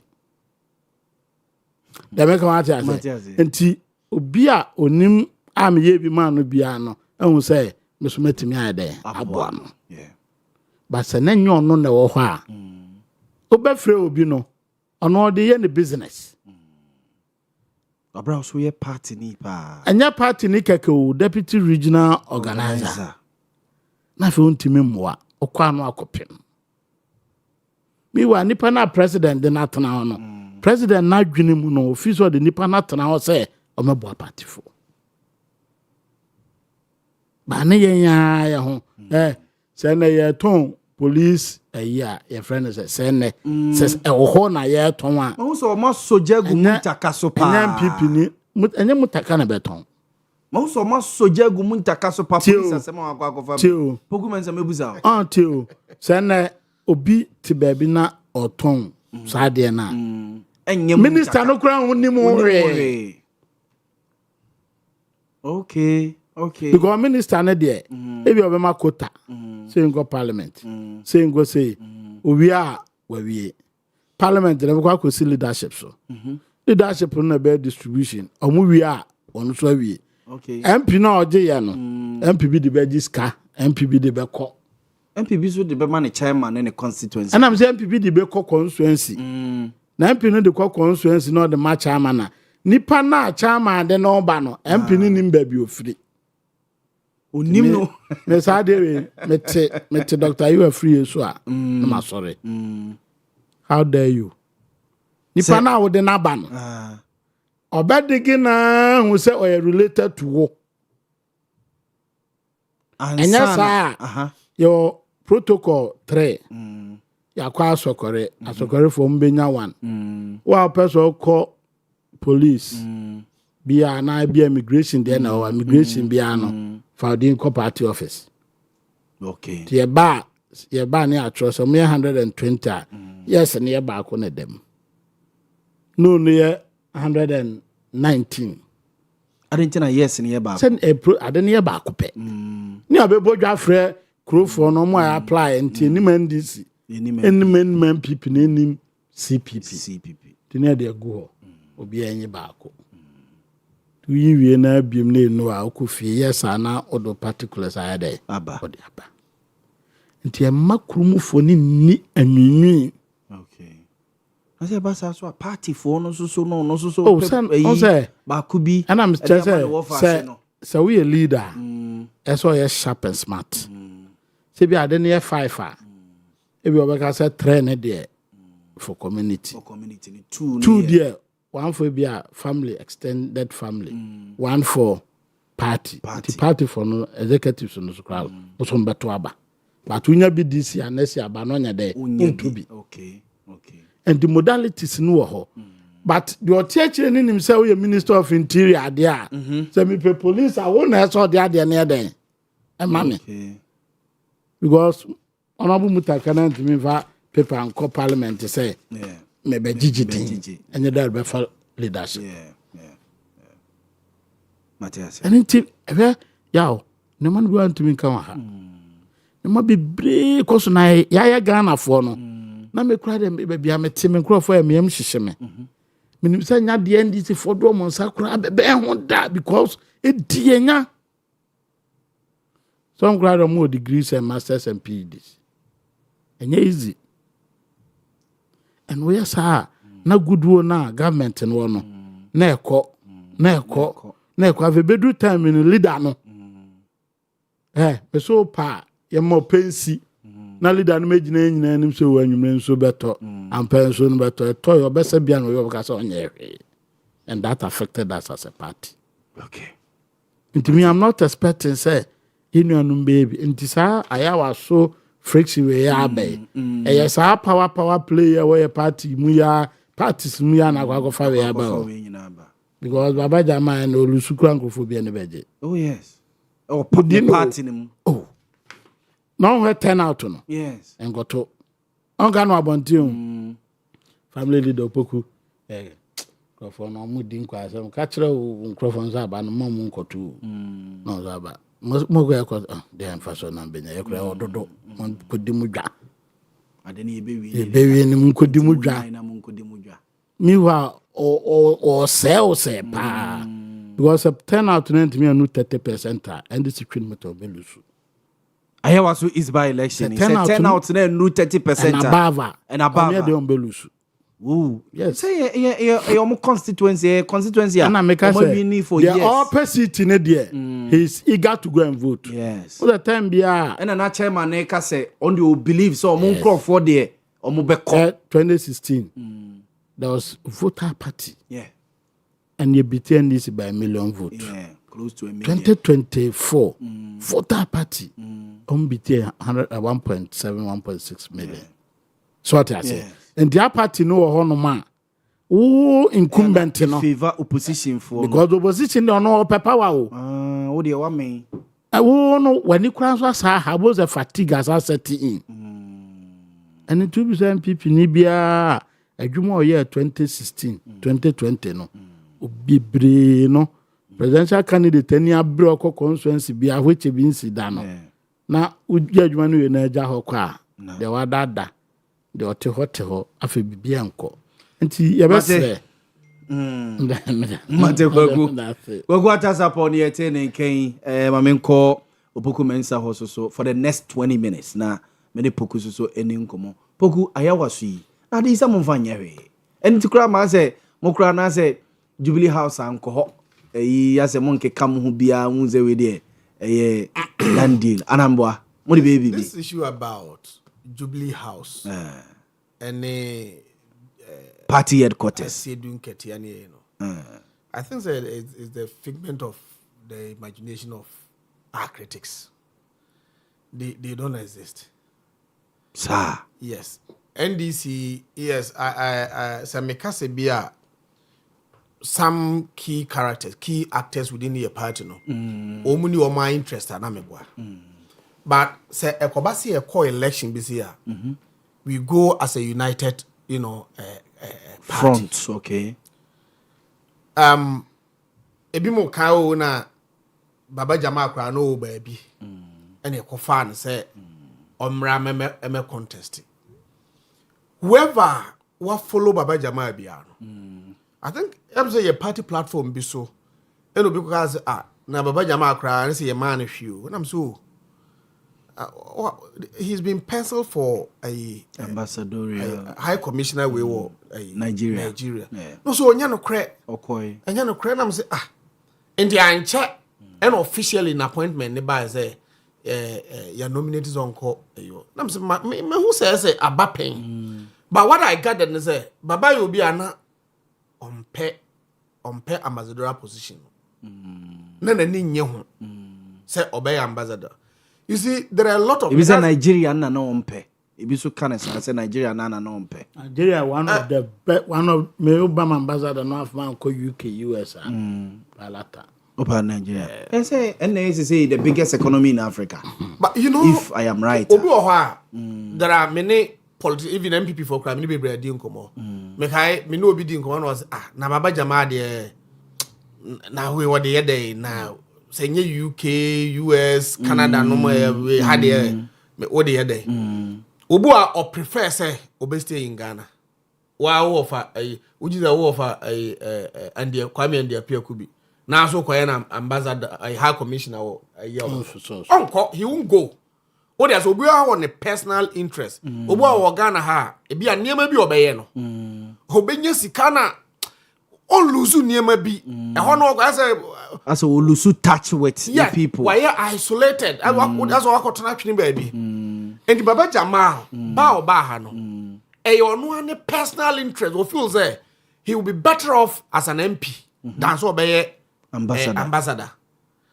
And the ba no nya say dun katena den buy. But people are saying sabe if it is indeed true say Jubilee House a support to candidates beer.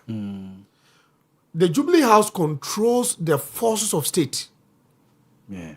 In the Boamah, you go for the car say Tinchina Boamah or support no.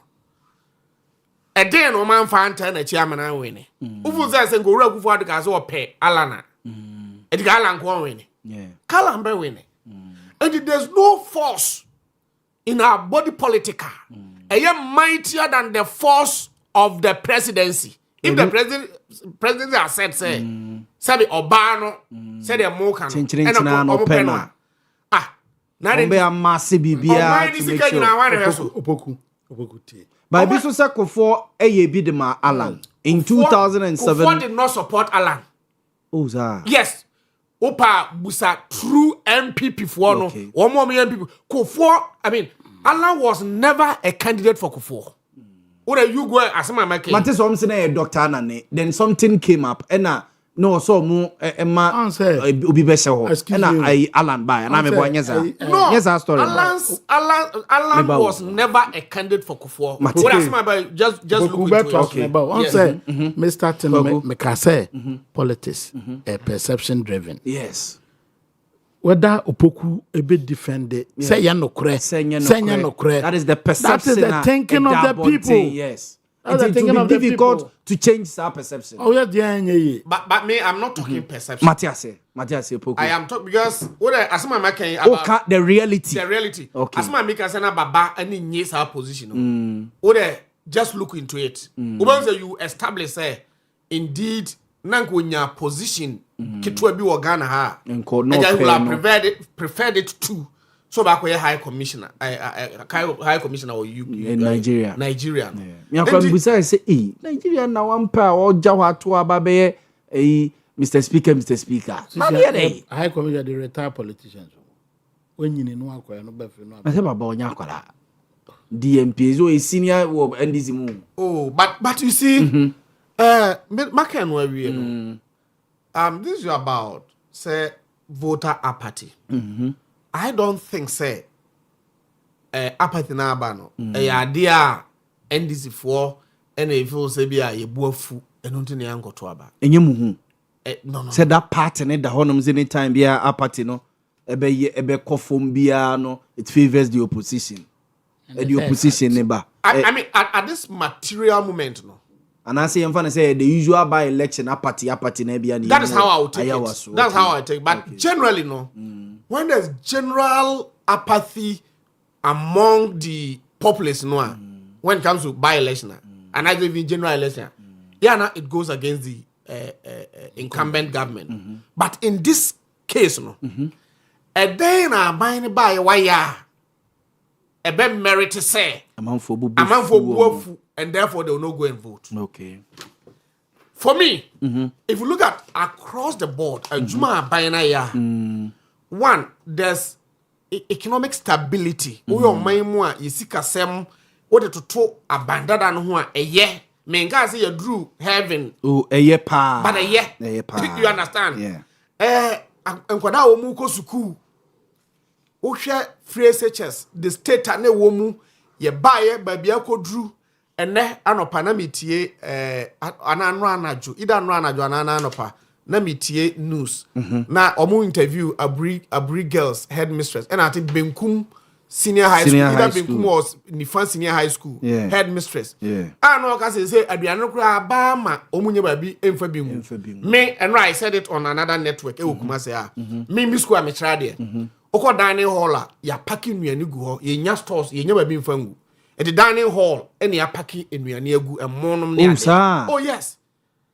Abri girls headmistress and I think Benkum Onifan headmistress said it on I think Buffer stock boss no around. And omo granting interview to the media and this way I said no omanya buso our secondary school. You understand? So in the face of this I said there's no shortage of food no. To what extent and Bama Ghana ni buofu say onko to na ba because say bia aban no abese education. You understand? Cost of living. Me nka say ne sabi enema mana gufomo nanso enyenyenyenye no eye kakra e chen kane no. And the apathy na ba no there I believe say a general characteristic of every by election. But be me I go say I don't know even say 20% of the population crana betua. Say even the 20% of the voter population in Betukrana, there's nowhere. Nobody lose that seat, no. Yes, but somebody might also say so be independent and all of that. You see, the NDC. Obisubeka say ne BNC da odome kwabenya o ba mo ma ne si NDC. Dom kwabenya. Me, I'm a serious political animal. Me can say a year be back on na. Nkrofo na buy na be free dom kwa benya na buy. Ye didi nkoma. O me MP for mo ka che say adwa safo ne way friction ne nsensem. Michael Quay Jr. Na most likely say they will lose the seat. And me wa busuafo ha na me no di nkomo. There were factors na brew and no na MP for to me resolve ya e ma o lose seat. But I don't think say uhwe niema ekozo wa ya waso na sa niema we bi because sa nipa ya call independently what is his weight Umaru Sanda his weight relatively his weight within the party no and just so much say a bit ma cause any catastrophic effect ewo yen endis for your electoral fortunes until me that yes kwaku can say be about by election so oka say kebetumi a enka party no party our na seat ni ya dia no enka say ekoba say ufi primary siwia nipa na obey image no then na nipa no come back to parliament or no representing. But there's we live in a world of constitutionalism. The question all can me I mean the proposition does it find expression in our constitution? In our constitution, but the constitution doesn't say so. The constitution doesn't say so. So even if you feel so say no so be boy ya you amendment say constitutional review commission no and as a committee no omo report to call nti bi kura na bi e wo mba bi say going forward to cut because police for do omakogu nyina e kawo electoral commission for say omo kogu nyina e kawo o de he yawo senka state resources e akogu e ka last election results no e bi e be 52 to 49 B no, then now 45 cry. Look at the location of the constituency. City center. Yes. Na ene ye by election. Na party will be ne Akogo. Accra will be choked. Yes, traffic a cry. Accra be choked. Yeah. And to say a amendment there. Me that is okay. Okay. Pokunti entwaso. Well, and so if you be amendment or any amendment, I believe that it lies with us. Okay. Because on my the sovereign, if you look at the 1992 chapter 1, the sovereignty the sovereignty no lies with the people. Yes. On man for no the pay and na as I say woma the power to me na mom so many years so no the pen is so if that is the way we want to go I think we can debate it maybe I go in the case of Ayawa so I think 71% it is overly. I mean, 71 point something percent. Yeah, that's against MPP. Yes, 29. Yeah, now say MPP. Yes. So in that circumstance, no, as I say, Ijai Emma be a party now if also or incumbent no on one effort. I think we can debate and discuss this. Okay. But now see if you say discussing as a boy na see a constitutional amendment. I think. It is all well and good. Okay. But one other thing which we also should not lose sight of, as soon as we do not, or nobody, no political party or political actor, no, so yeah, call election. We don't necessarily go into election with a view to winning. And yet, winning about winning pan and kwan here. And a tembia mamoko. Yes. Okay. And got political parties like CPP and and Gabia CPP, PMP, PNC, they will not go into any election, whether parliamentary or presidential. The one we say LPG guy here or contested for LPG. Where they? No, there's another thing. You see? Oh, really? Libya guy.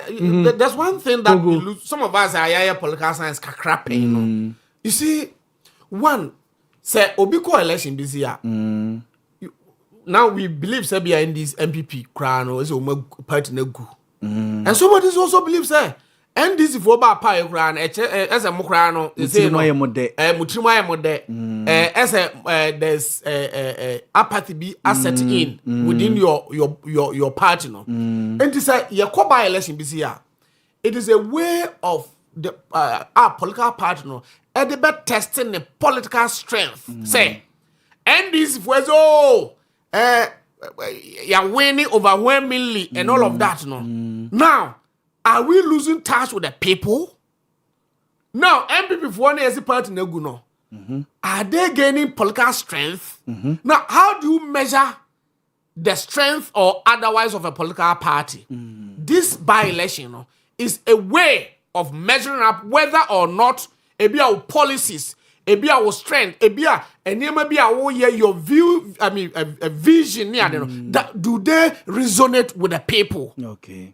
Whether or not it resonates with the people no, it will take this major electoral process for you to measure up say ebi yes huna yes afuna man for no kra na say nya no kra.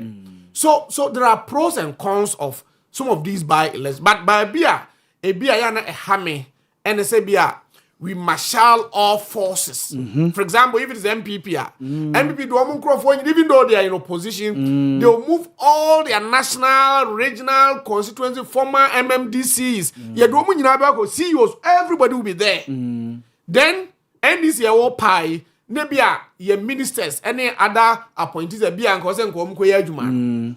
will have to, avoid a jumon back where they will have to leave work. Nebia the day you spend it constituency. Now sometimes unhealthy way of campaigning. Sika these are near man before say excesses. If you will be a review of our electoral laws, nebia you criminalizing the excesses in the way I see your campaign. I mean you see I mean law is law. Yes. That's why sometimes people believe say opoku de wonye wasam wedding and all of that. Me students are mature one there. I mean, and I've trained them in such a way say we are born say no matter how grievous the offenses, me oka shame I won't punish you. I'll have a way of counseling you. Say they are unyebu. I mean, law is law. What does it say? If we codify and then say, idea way a criminal, near criminalizing. We have to do education. Say, Libya Boga will pay election. These are the electoral rules. Yes, see, this, I mean, so we have to do education. Near my man for who say, you know, I don't know, me. German in K. No. That is why we are not developing. That's why we're not developing. Where in the developed parts of the world, say, that shouldn't be it. That shouldn't be it. No.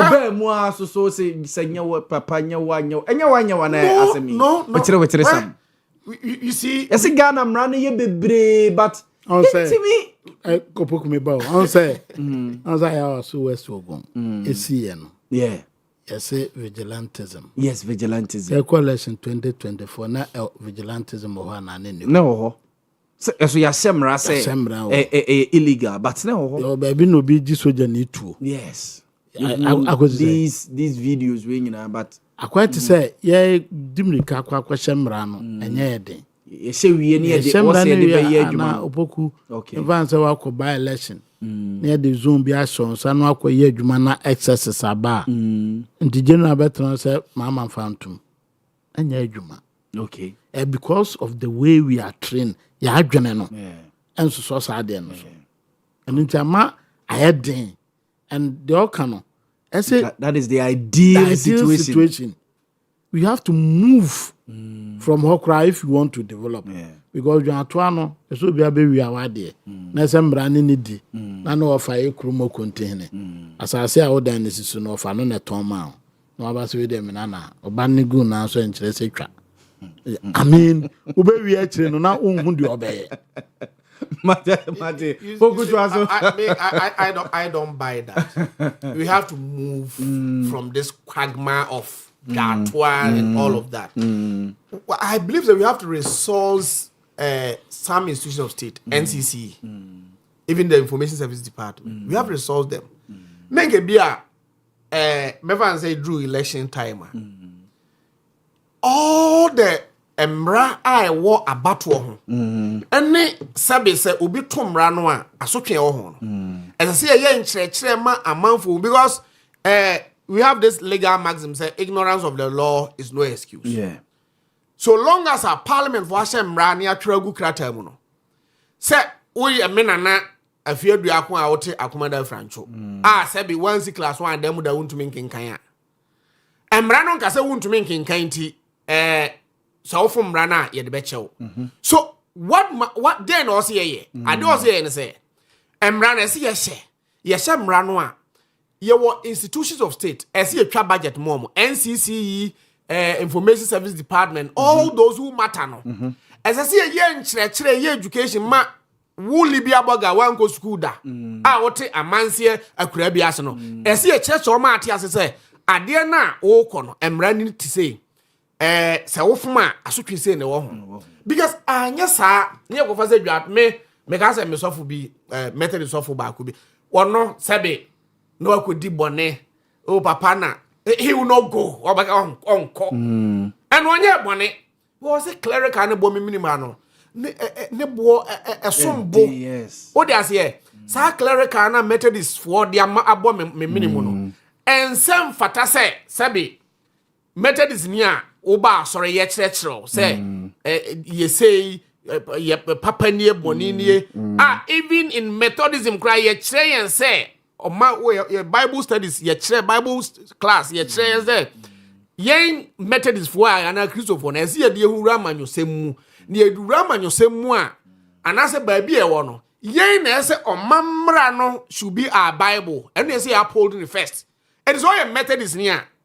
Methodist, you know, your church or so Methodist some and they sit there and I walk say, Papa more collar, no share cassock, no uncle. You understand? So I think it's about time we began to teach people say ye Muslim for ye Christopher be a war ye community society ne wo no ehemfo mututu ntoma akese e keka mo cha so eko sadwat asisi ejai me say ekoba say even though the chieftaincy institution if we are constitution we respect them we are major partners in our nation building and all of that but and some fatal say obi akodin sem hunu no hini betutu ne ntoma aka ne cha so say okwa akoze ba sa wa hini kra sebi onana we de mani nsamo na e kan say wakonwa no kra no udi efi e kan ubunanimtia and the best say emra de ye nhemra because society community a emra ni mo no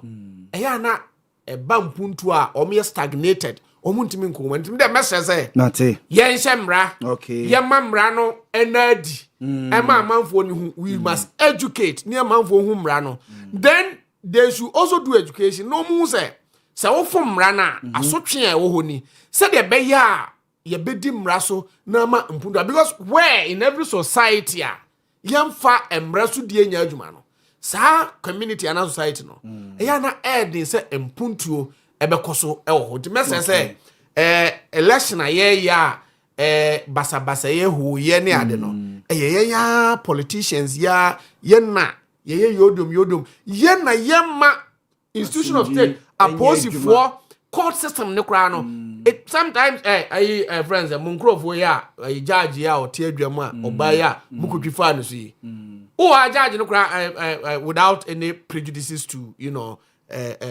processes are you the punish you no me nka say bibis but it is possible say you kra na say be politician bi kra ka say maame munya na ya mum fine wo na munya ye wo ye nkwala so some of these are possible message say ye mamra nya adwuma okay ebusan for ni din de Emmanuel Opoku Mensa a leading member of NDC was Santamantama say esa so eka government communication team and Irene Sinkunya so and Kwaku Atasapon a deputy Ashanti regional organizer of MPP one so wanenke ewenimo say Sulemana Seidu ye general secretary dema PNP party no so ebe join na wantimi ama mekan ye ho eya yeguso a ebe sorry 6 o'clock nti yeguso a ye hwe oba na yato so ba se de 5 abo nti polls are close ewo Ayawa so east they just say 5 abo e de omato aba na wie menim se omoba behwie gu ho na sorting aba na fi se counting ene de bekoso a akoso nti bia nche ye bekọ reporters no ho ewo form na yakwa start ya jeje results ni bi but yemra cocoa board any state of the nation address kwaku cocoa board any cocoa boa abaye ne ma hu se minority MPs ni nyina tena basim ekọ afu mu eastern region omuko eye cocoa afu ahodo a ewo eastern region ni akuafo no ekọ akodi nkomo ma hu se the government team no so no eso visit cocoa farmers no kirechirem die ntia they are men who are here se cocoa bo omote so about 25 million omuchechim and a state of the nation address president can figures be fi say president boa ntisa nkoko nketenkete any number of nipa omanya nwuma ye president figures o de bae no conflicting kakra kwaku mami ntio yaw amen fanfi state of the nation no na me famedu cocoa sem okay na say debate na ekoso no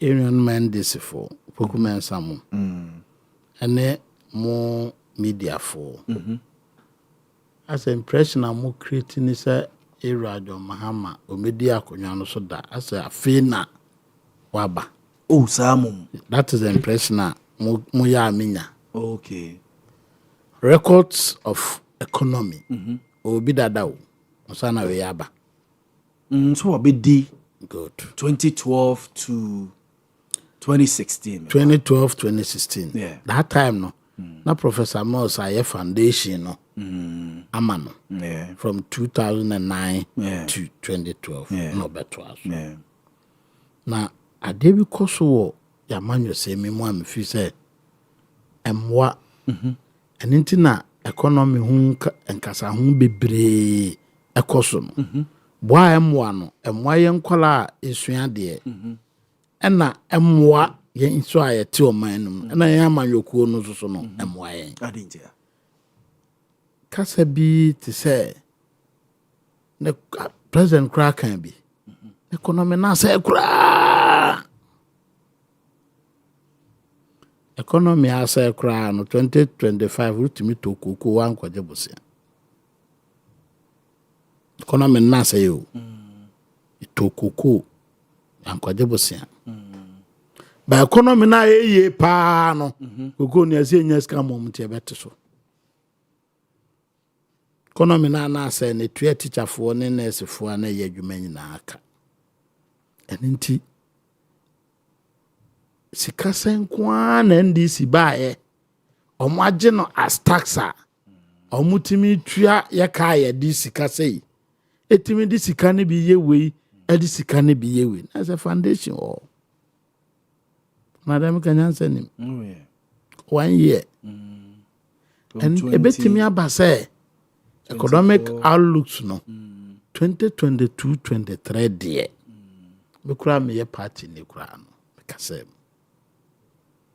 by 24 eba no need me projections e catch Ghana for say e be do after 2024 no CD appreciation no e be there inflation was so power inflation 2023-24 it went up to 54%.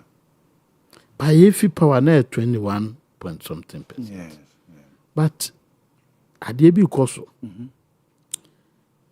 me nim economics ho commodity because me so be da but sabe me di me kura no dokuna to ahye de nim sabe say oye poultry se sie na poultry na oye no oye local market odo de aje 150 Ghana cedis because of the appreciation of the cedi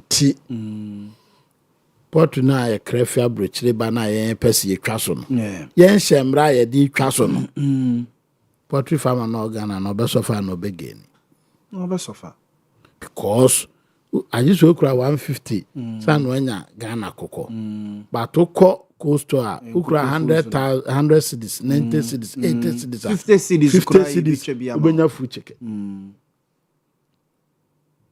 and the appreciation of the cedi no but omo a mom as at the time omo ba power foforo na oza me ye importation na my import 2 cars at a rate of 15 cedis per dollar. Okay. And obabe duty. My ye duty where you can no. Okay. What's that so ten? And te ebia 1 kakra 2 yeah. Kevin was like this. I've had once for $1 na drew 11 cedis. I say 10. No, that make 11 cedis. Yeah. In the car, na say me dey 240,000. Me probi kura dem man 190 na me nya obi. The all turn there. Car na yefo ama. No. Ba me a makari sika kwa akoto no e ka 40,000 e dey edimani. Nti me madwene me say si e kan economy a o ya ban a ese way options no se be ya obi a ho beto no kakra. Ebro and 450 Ghana bag kakra enya bag 50 kilos no yeah bag na so be say 150 kg 400 Ghana 500 Ghana me a farmer enti me ko bosom cheche papa bi so ato abobo ya na abobo ya no the funny beans e ko adwra market enti sebe ya epon na ka ho ye de na no ode aba for the first time ode a beans no akọ market emprenu a ye nto konko baako osaso de ba na chi so the bible na for so ye nto so there are a lot of videos going around by a bro but thankful na into that production they are the real people, they are Ghanaians. Njenenge say city no ba aba city na anya ahode ama dollar na ba it is affecting Ghana ni no some sectors of the economy. Okay. And ntina yen on both positive and negative. Yen part in the position they say city na ba form yajitum. My idea. But create environment abema wu kromufo no edison faso. Okay. So nya artificial there. Inflation of 3.8%. Is it 3.8 or is it 3.1%? Now to light 20%. Now to can in sum 15%. I do say I know the rate. Rate questions. Rate public utility for no more total light bill and water bill. Dollar rate, inflation. But namia domini na titi aba from e bill. The price of cement. Yanko poncha de na mo se mo de 1 cedi bia ba beto petrol so. See de tua a car e energy hono. Yaje atum. So what is the reason for this light bill increment ne water bill increment? Reason here there. Unze yeah. You get opoko adwuma edin o wi ase pa na say wa ba power na communicator. Ta ede ohun. Because the CIA otoku no call round. So wunya bits of ahemfoni bi and some more kind. I'll get there. And say economy no there. Sa figures ni nyina nkamfu ano. Bottom line economic growth. Yeah. Upon all the figures, economy no grow 5.9%. By about power 2017, ABC 2018, the same time no. Now you grow economy no more than what 8.something%. Also about economy be a sika be ramne expansion na ebeba. And anything I hear ma figures no to say figures we dey adwuma dodo say na say create until of that so create 1 million. Me wa na government statistician say adwuma no 300,000 and they create. Is the first statistician there and first president there. Me there mentra ha enka send this buy omonye hwe. But men pese omoso ba jet said the omo buy no ade bi on beto ye fun no mo no buy no ma ye bibia yi penfo say ade wo bi na ade na wie bi because ye onioma ifri ase a mo buy a mo to aso eso mfaso no mudi ye DDP omo ankon tokwa omo ne yankon tokwa eso mo di so mfaso na mo ndi so mfaso e kana ye de che no enya no na ama omane ka ye de aye eso ate now no mo to force ya clear debt ni be afio good and nti me de some akato say me economy no me nimu papa but economy pa de ene wa oto no wa henfa ubutom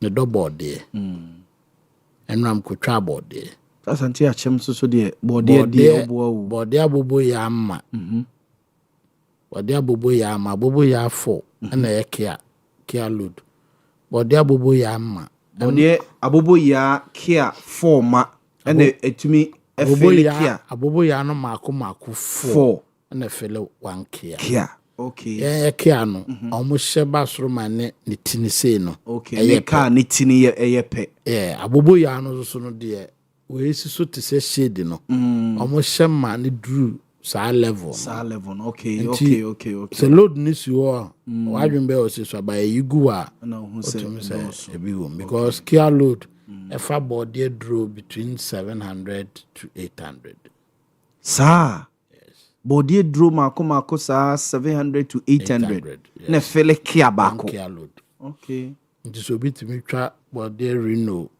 kia reno mienu miensa hey no ekuani o that's right the consensus organizer Prince ucha say on the body sa and nti enra they say body drew be Evansa Santi That's Mekamba, the Ghana Fusu. One Aboboyano, around 2,000 cities. Aboboya Mano. 2,000. Bako 2,000. Besides, say, this Muko Juma. What the body drone budget 10 cities. So, that's it. Nipa bia, ya dwene yankwa ho. Ghana businessman bia ntuma tesa ba na etiam, mo tete o mo ne o maso. Also bia mfi o. Bia mfi. Because on office ade na wa ma na ba fom. Eboa o no. They say fuel la for my yeto. Eboa drivers eche passengers. Me wa passengers no do so chain. Drivers and a politics a game of numbers and it's all about equation we are abana take the lesser ones no against the higher numbered towards the quote as a buy because VIP bus na kwa kra no e fa nipa 40 driver ni mate and penny benyaso for so me too and the 38 na aka no omdom ho kire and into economy, and the government is not spending. I'm for so capa, say government and spend the government. I was a mocha say, no, the boom baby, I am futuro, Tia and Fanchomo. And futuro na way. Yeah, President Mama Kai say, Ghana be a construction site. Oh, say, I feel echo. Maybe the margin in the say constructions in the margin in say. And Okasa come do crash $1 bafom. Omitie me ya inflation 3.8. Meanwhile, me ba ko university. Ya to school fees mu 20%. Also if first year no tuache. First year makotua o awaye. Sa process we dey na loan ho. Na student loan. Na student loan ho. Na ya accessible. Or say free stress. Yes. Meaning say, or the mama me answer na school no ma den mawuram. Nya ko pebos ya no bia na ko bosa ba onya bi. Dem e kan ot say, bisa so mo first year ye tu obi sika mana. Me wa student loan for na. Omo student loan so no.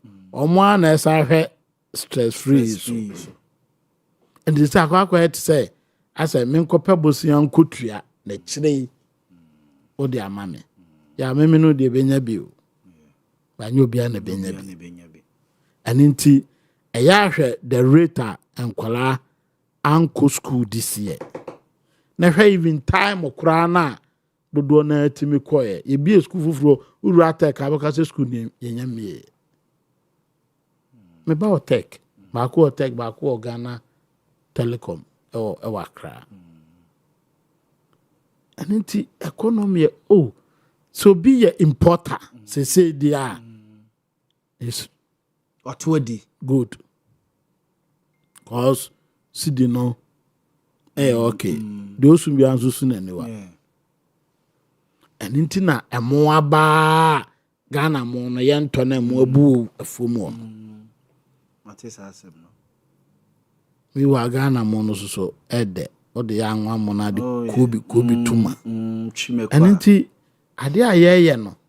Ye ya de agidin. Njikwaku na wusi form no. Ye ya de agidin. Na nso so ade na ayeye no. Ese prebi mo so. Nti asaban no ena so hwe na de ade no to ena mfre na equilibrium no. Na bibia ne konya sa ade a atameshi. Na so ba koko no so awo. De ni manu se ma me awo ni nua no no. Alindia. Ukomi krom kufiase a papa koko da konton ho. Mampon kufiase. Yeah. Okay. Okoha papa koko konton ho. Bi onyina kofi. Omo de nhwesofo na ho no de afi omo se ye ton 3,600. 36 million. 36 million. Enti okomi stabedi akonho wo ne store na oton dan ho ne na. No de ni koko na obenya no because ebetie ate ne de ama no. Ode na nibu ade obenya no de akwaje cement ne nchanse di si ne dan. say ya wate so no kuani no be dey on ba de me ya ne say nka opokumu ka say o ye ka say ba se na nyoma na ekono nti mu debem mu fanche batakwa te say omo peso omo kire say de omo ye ne ye no tuko no bezo kire me say and na omo na 3000 say some price so man 2005 opoku dia akodwiase ne ko dwiase ne praso area ho na koko ne constituency ne kwa de wa kotie o enkwose party ni kotie se enne omo feelings se Ghana ni bia no wa na abakura to akatu mo mfa sika ma akura so ko strike mate ntimi de mate me kana me de sine se ukwaku afo ye de e kasa kire mu na mo se mo pese 6000 na ama 3006 no so ya sa de ko akire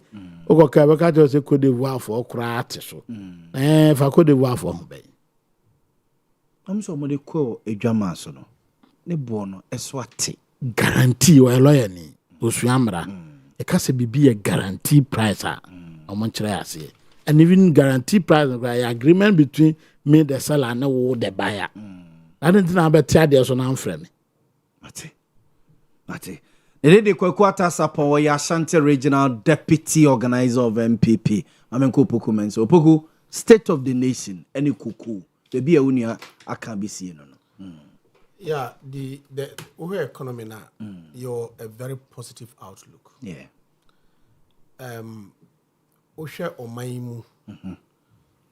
Sabe me kwakuneme. Sa mumu ya mokeka me so nze mini bida. Jasmine rice and Indian dear rice. I nimba be free ba. So ya no mama 2 Jimmy price. Mo so ko square 2 Jimmy ya no ma kwa demonstration. Kwakuni. Mama 2 Jimmy's price say. Some no ho. Oni and this ni ye argument. No akofo.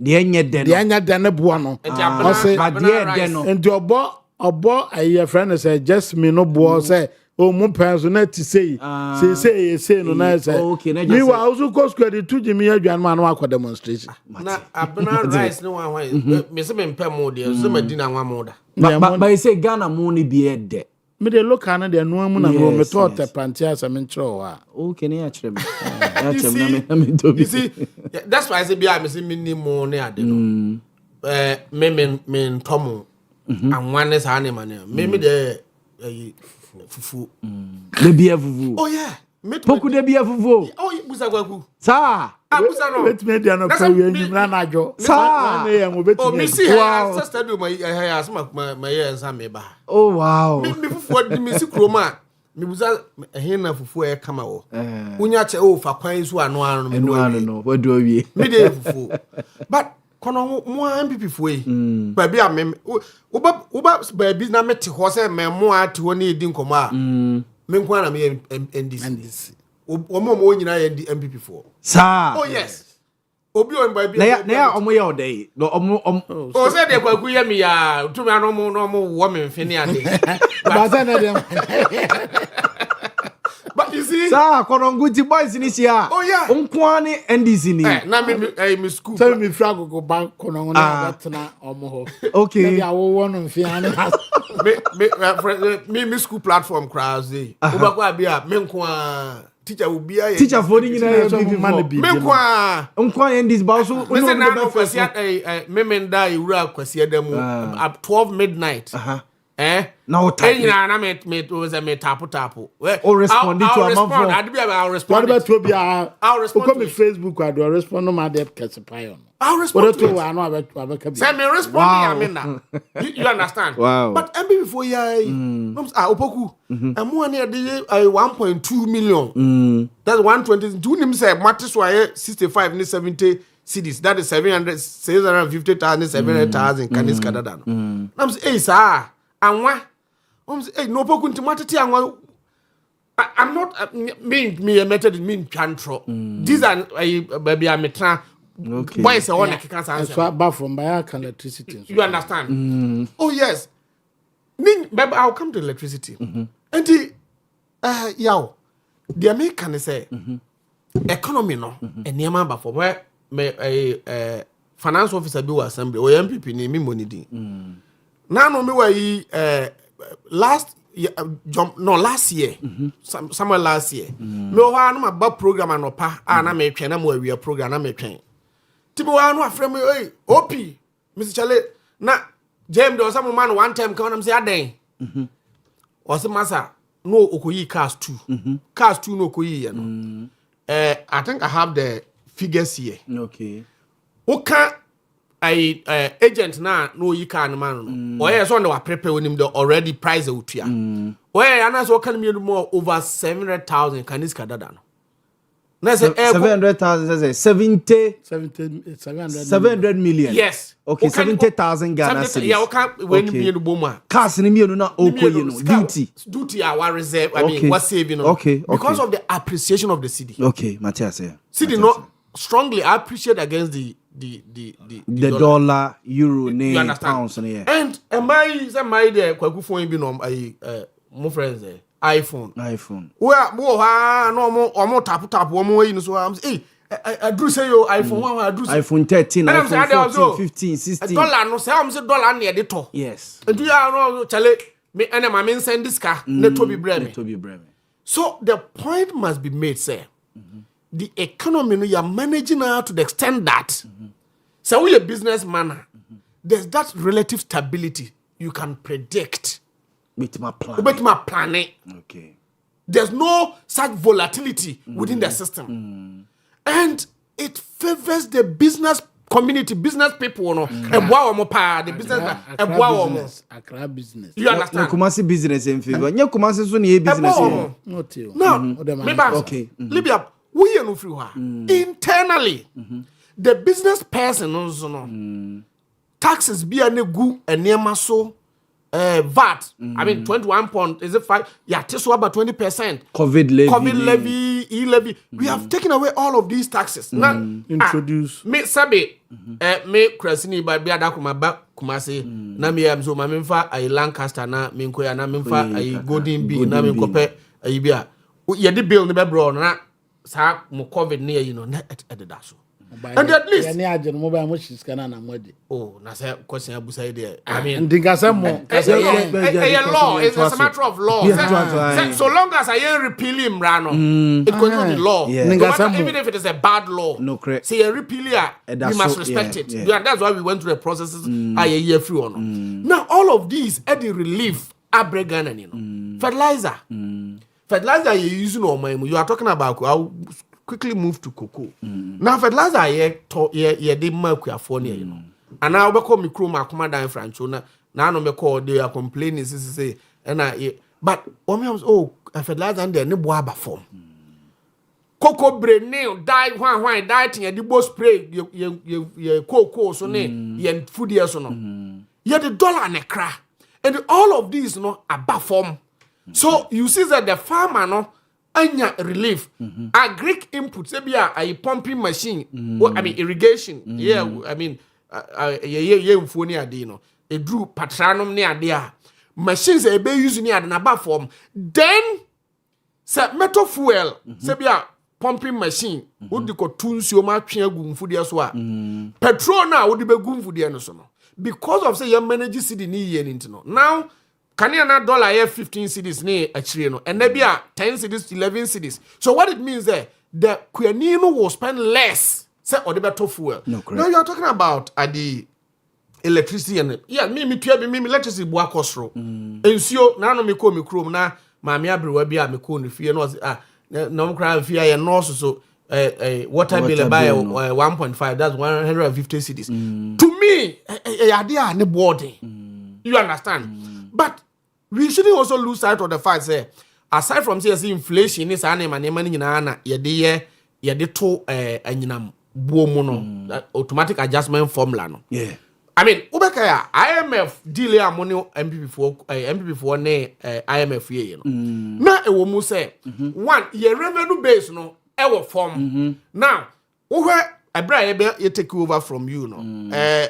If you look at our debt portfolio, did I just MPP for a arrangement, with IMF too? It can be. Yes, 3 months be our review. it was utility prices and then no MPP for beto ye ba beto ye no omu hye mu kena but ade omu ne IMF ye ne say one yes economy ama makofa bibi domestic debt exchange aba ama amanfo ho akere no now say wo say ye mro obosia ese wo ye reform ni bi ne say ese kwan afa so giska no ye reform ho now enu nti omu ye say ye bia be say ye subsidize anyina mahoden ne ayi no enyo sustainable because oka say ensuo boa den anyina mahoden boa den ti enko faska uko faska no because already waje bosia ma bosia no abehya wo kon ha you don't have a breathing space you cannot go to the world international market you know financial market so be kwa akobo bosia you have to rely on the local economy now local is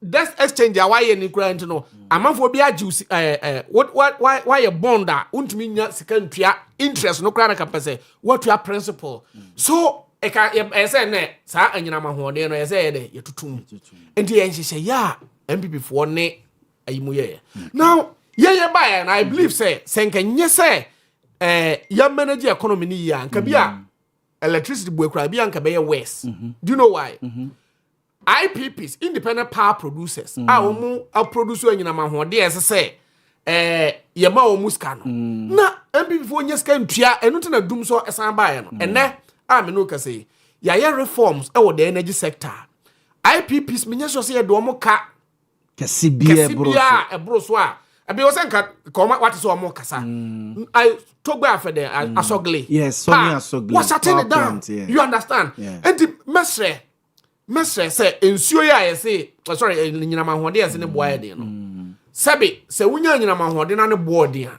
you be able to do business with it even though it is not the best to nanso se wunni kane akora ya tu kakra wo he nyina mahode na ya bom musia gu ha subsidy saa wo Rollins pencil Kufo pencil Atamils pencil ama ekamne yen ene de saa tax ne beto fan wo so se saa sika ne yenye na debt eka ay accumulated wo yenyina msem yemfa offset do you know what kwakumu ye omo buy no om de saa esla no ekoji busia omo collateralizing koji loan so what it means is sika na say dey fight anyina mahode no problem dey no etuaka no na om de agye mo say 10 cities ne beba no om de 4 cities pe akoye anyina mahode ayi na bia 6 cities no om de koye friends 6 cities om de koye sa eka so these are a name of me get fund sabi ko cars ko prempe ko poku wa ko akoma da secondary school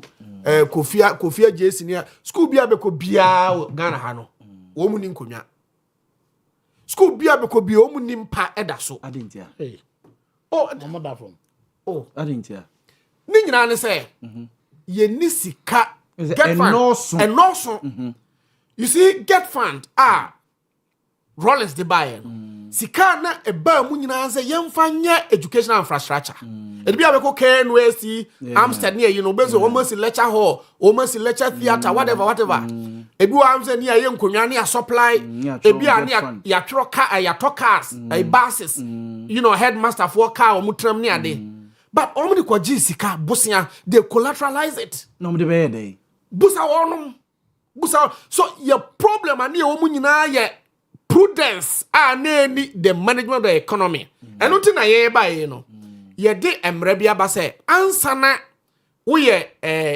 ministry department and agency ansana be ma contract bi and ansana we be ye adwuma bia no esesa we de ba ministry of finance for approval ansana and yes ansana because if there's no funds available the finance ministry will not sanction say yes our contract yes okay. But okay. Before I mean let me quickly switch to cocoa now Uwe cocoa before jay 32 million equity negative equity as you said 32 million a car ye hand over cocoa board amomo 32 million Ghana cedis yes okay. Equity now negative equity ebra ye hand over 2016 ye hand 2017 ye hand on minor before no na wo a car cocoa board de any wo musika mfaso sika wo mo assets enyina wotiti free mart can free man no mo positive, outlook.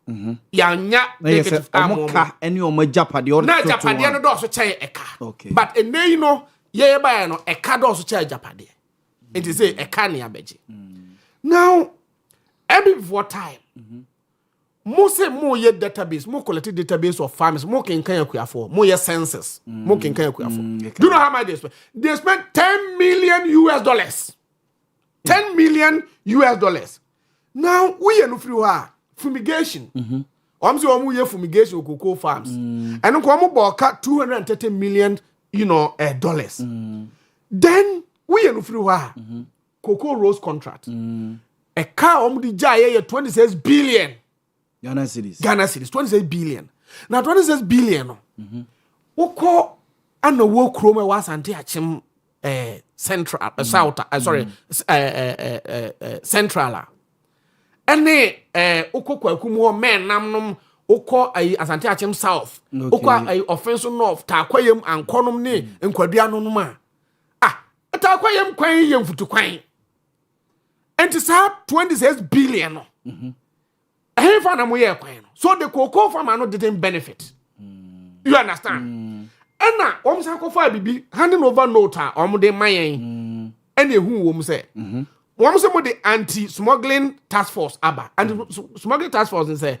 Koko Ghana ne Cote d'Ivoire ni Togo ni Burkina Faso. Say obi odi cocoa smuggler ko bia ye chia. Sika na ebenya na ye bechemu miensa. Mienu be ya mo a mokochi ye ne dia na abanya fa baako omso omunya around I think 32 million Ghana cedis. 32 million Ghana cedis. Omso mama task force for 21 million Ghana cedis. Eriko Poku na oye government spokesperson on agric and cocoa affairs. Modisa hand over note man no say monche say kwakwata sapon mo say no ka task force no Montie se wo hen ne yanko busa no na mama ye payment voucher say says can motua ama na besi ne they have not been able to account for it.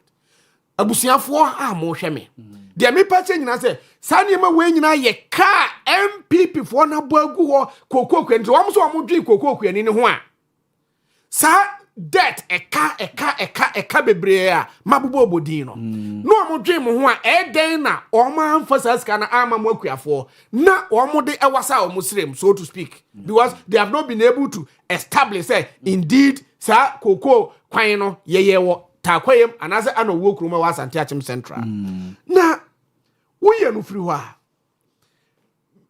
wo start program wo kan say me say ye ka say me 70 million 60 million sa my program or TV station radio station bebre a maka sa asem no but I've gone back to listen to some Eriko Poku and Atoforce kai. Please go back and review the video. Asemo kai na say wo he amansan dwaso bo any dollar ne bo e Ghana ha sa amre no a se wo ton koko no amansan dwaso a na se wo mokuani no at woman say 60% e kra na okuani so otua ne ka be 60 million. For example, wo kwa koton a ton 10,000. Do you know say it got to a point kra na omo ton do 120,000. I sorry 12,000. Now say what ton cocoa ton not 10,000. 10,000 what is 60% of 10,000? Is it not 6,000? Yeah. 70% of 10,000 yes 7,000. And the Sasikane we gave those figures relative to percentage wise of the FOB price. And Yanka, we never said it out of vacuum. Go, Libya Baga, with a call video, no say. So, because a woman, or how much chemu adiosia, and adiosia. Then I saw man one to a new class, so man 70%. Sorry, 60 million, and I say 70 million. Yeah. And just back kind of say. And then you go ni boa kosro am say dwaso no. Say adodode e okoko wa makuani na ani bi ne ya. Na se kobasa ne boa so tia kuani no obeden. So these were near man yeka. Libya Boga and they am no kase. Okwa am say dwaso a.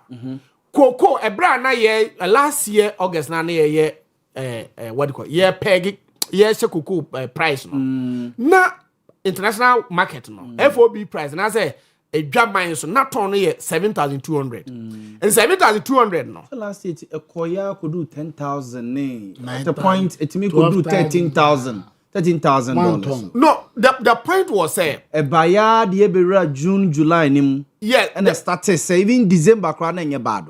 You see, we have a forecasting. Yes, December crown and your bad. Yes, a dream maybe because I'm a program crime in Isha Chebru, to say a costro, and a Quiafonsi Muntum. Yeah. Do you understand? Now, I say, you see, there are certain factors that based on the bad decision of the management of Cocoa Board. Say, most if we be spot buying and then one.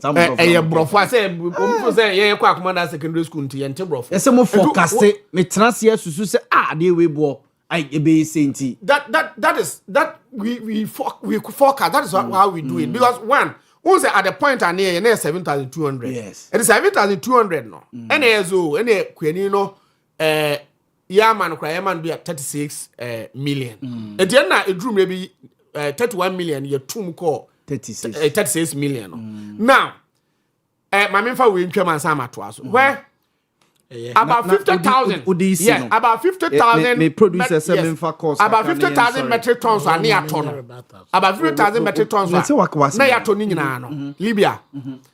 Sa sika cocoa motor near todada. No. Sika ye betua.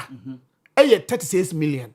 Kweni bia function trim. Cocoa butter maton amosi free last year October November ABC afi dia na modika dia ma cocoa crash for na wo maton ama cocoa board no kweni bia ye tua kweni bia 36 million nemom enei se ne na cocoa gu apaso na de koma cocoa crash ya na 25 million crash for no so mato agu ho no mo twen se bo ba ansa no maton. I don't know a gamble game no play because no. So you Cocoa Board you also gamble then I will walk off a problem na breno. Just start or no gamble. Debbie. Say what? No. Also Cocoa Board forecasting me boy. Yes. Enti also so Cocoa Crashing is forecasting from you. What am I saying? Debbie, me and the same page. Yeah. Say also Cocoa Board forecasting. Yes. Enti Cocoa Board gamble. Not that they don't gamble. They don't gamble. One. Then any Cocoa Crashing so and gamble also forecasting. Meba. Debbie Tiasiasa. But forecasting I say Susan's money ba you bear the cost. If the Cocoa Board so also bear the cost. Yes. That's what we are telling them. Cocoa Board I bear the cost. But the point is that Cocoa Crashing is bearing the cost. Wabra all kwaje bosia dia ba betua Cocoa Crashing, you know, Cocoa Crashing. That's what we call hoarding, and which is illegal. What's I me cocoa crash for breeding come say omo koto cocoa no is so beto am Cocoa Board no at the prevailing price market price no nobody go no dey go no more change new price say ye tuma no akoton the question is say ye tuma cocoa kuani no otuma nana ontum so on any agreement no based on the prevailing price it is say ye tumu na say umfam entumu no afeti cocoa kuani na adenti na say ya teso dia cocoa kuani no should suffer cocoa kuani will not suffer because Cocoa Board you know Ghana you understand if uji beans no na the cocoa board then it is in government chest now and then we have 50,000 all government what is it yes 50,000 no kuafo amutie ni ye aban ahye say ye betua 36 million na no na me ni obi di nkomo okono wona say cocoa yatum ko 36 o say oboa poku boa yentum na say and yeah no say na say NDC MPP ye be free na 31 million am say okay na 31 million one so say cocoa kuani man 33 million and am say okay say 31 million dey na man 33 million e che say yatum cocoa kuani crash no na sisu nti mesre akuafo no bi wo ha akrach fo no sisi mo 50,000 dey kakra bi o that is the chunk when I can kakra no 500,000 600,000 asemu no na 50,000 ya kakra dey say ne no what I'm saying say wo hwe ayina de aka na and 50,000 no wa krach fo no ha ne nko mo ba beton it is their own business but atiefo any ahwefo ade o say mu hwe ne say me brena so na mo fancy man ko one marketer cocoa no around 2,000 2,400 or so 2,000 I mean, well, let's take it 2008. And on their calculation, 2,800. And on their calculation. Now 2,800. Cocoa bottom ton 16 bucks. Ton 16 bucks. And a ton $2,800. Yeah, divided by 16. 80. So we have bottle a friends. Bag yes, here Makoko and 2,587. Over 90% of the world market price. Mate,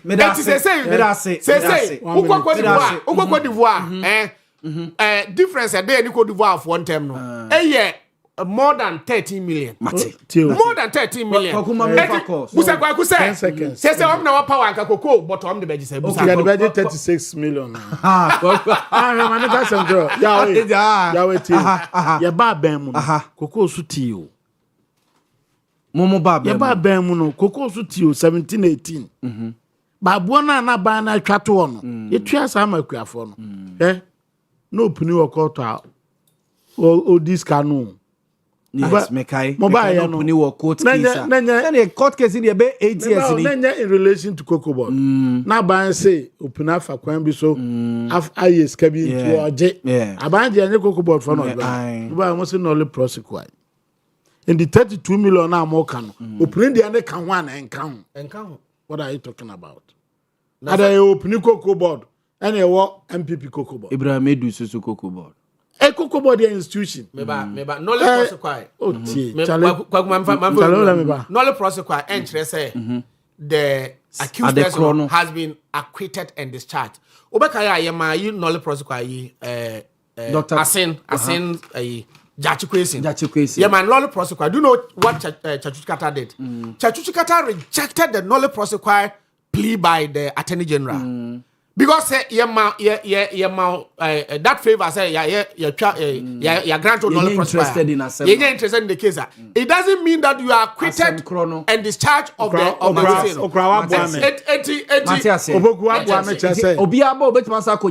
yes, the case will be revisited. Mona more power.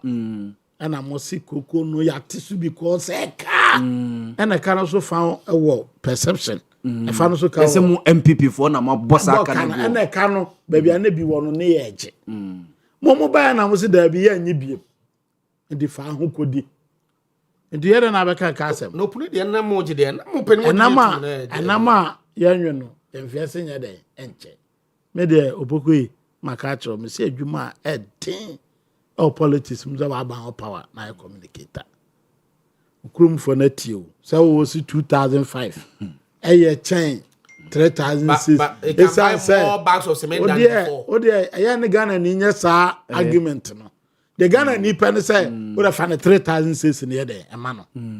I bet 12 car and try to do sikaye. Mate. Because all kind of sano. Maybe I need 3,000 to go to a light bill. Mate. Light bill I time never try be no. We be track it to it. Mama me and fa course na yem fa dwumade nsi na news team ne mesom ento so. What why that fa call? And then you mene asante a chem mrantie mienu na tinase. Kwakwata sapon Deputy Ashanti Regional Organizer of MPP and Emmanuel Opoku Mensa so leading member of NDC Eka Government Communication Team omienu no mo esinkunya nenke ewe ne mo se Sulemana Seidu so General Secretary the People's National Party PMP obabeka honenka yedi dwuma no bibi nti wantimi amanyankopon ya adoma e kine besa so no matrase ewia no miensa erekosi no nsia medin ede nana Yaw Boamah Seda enkoba production team etamachi Montie so yeti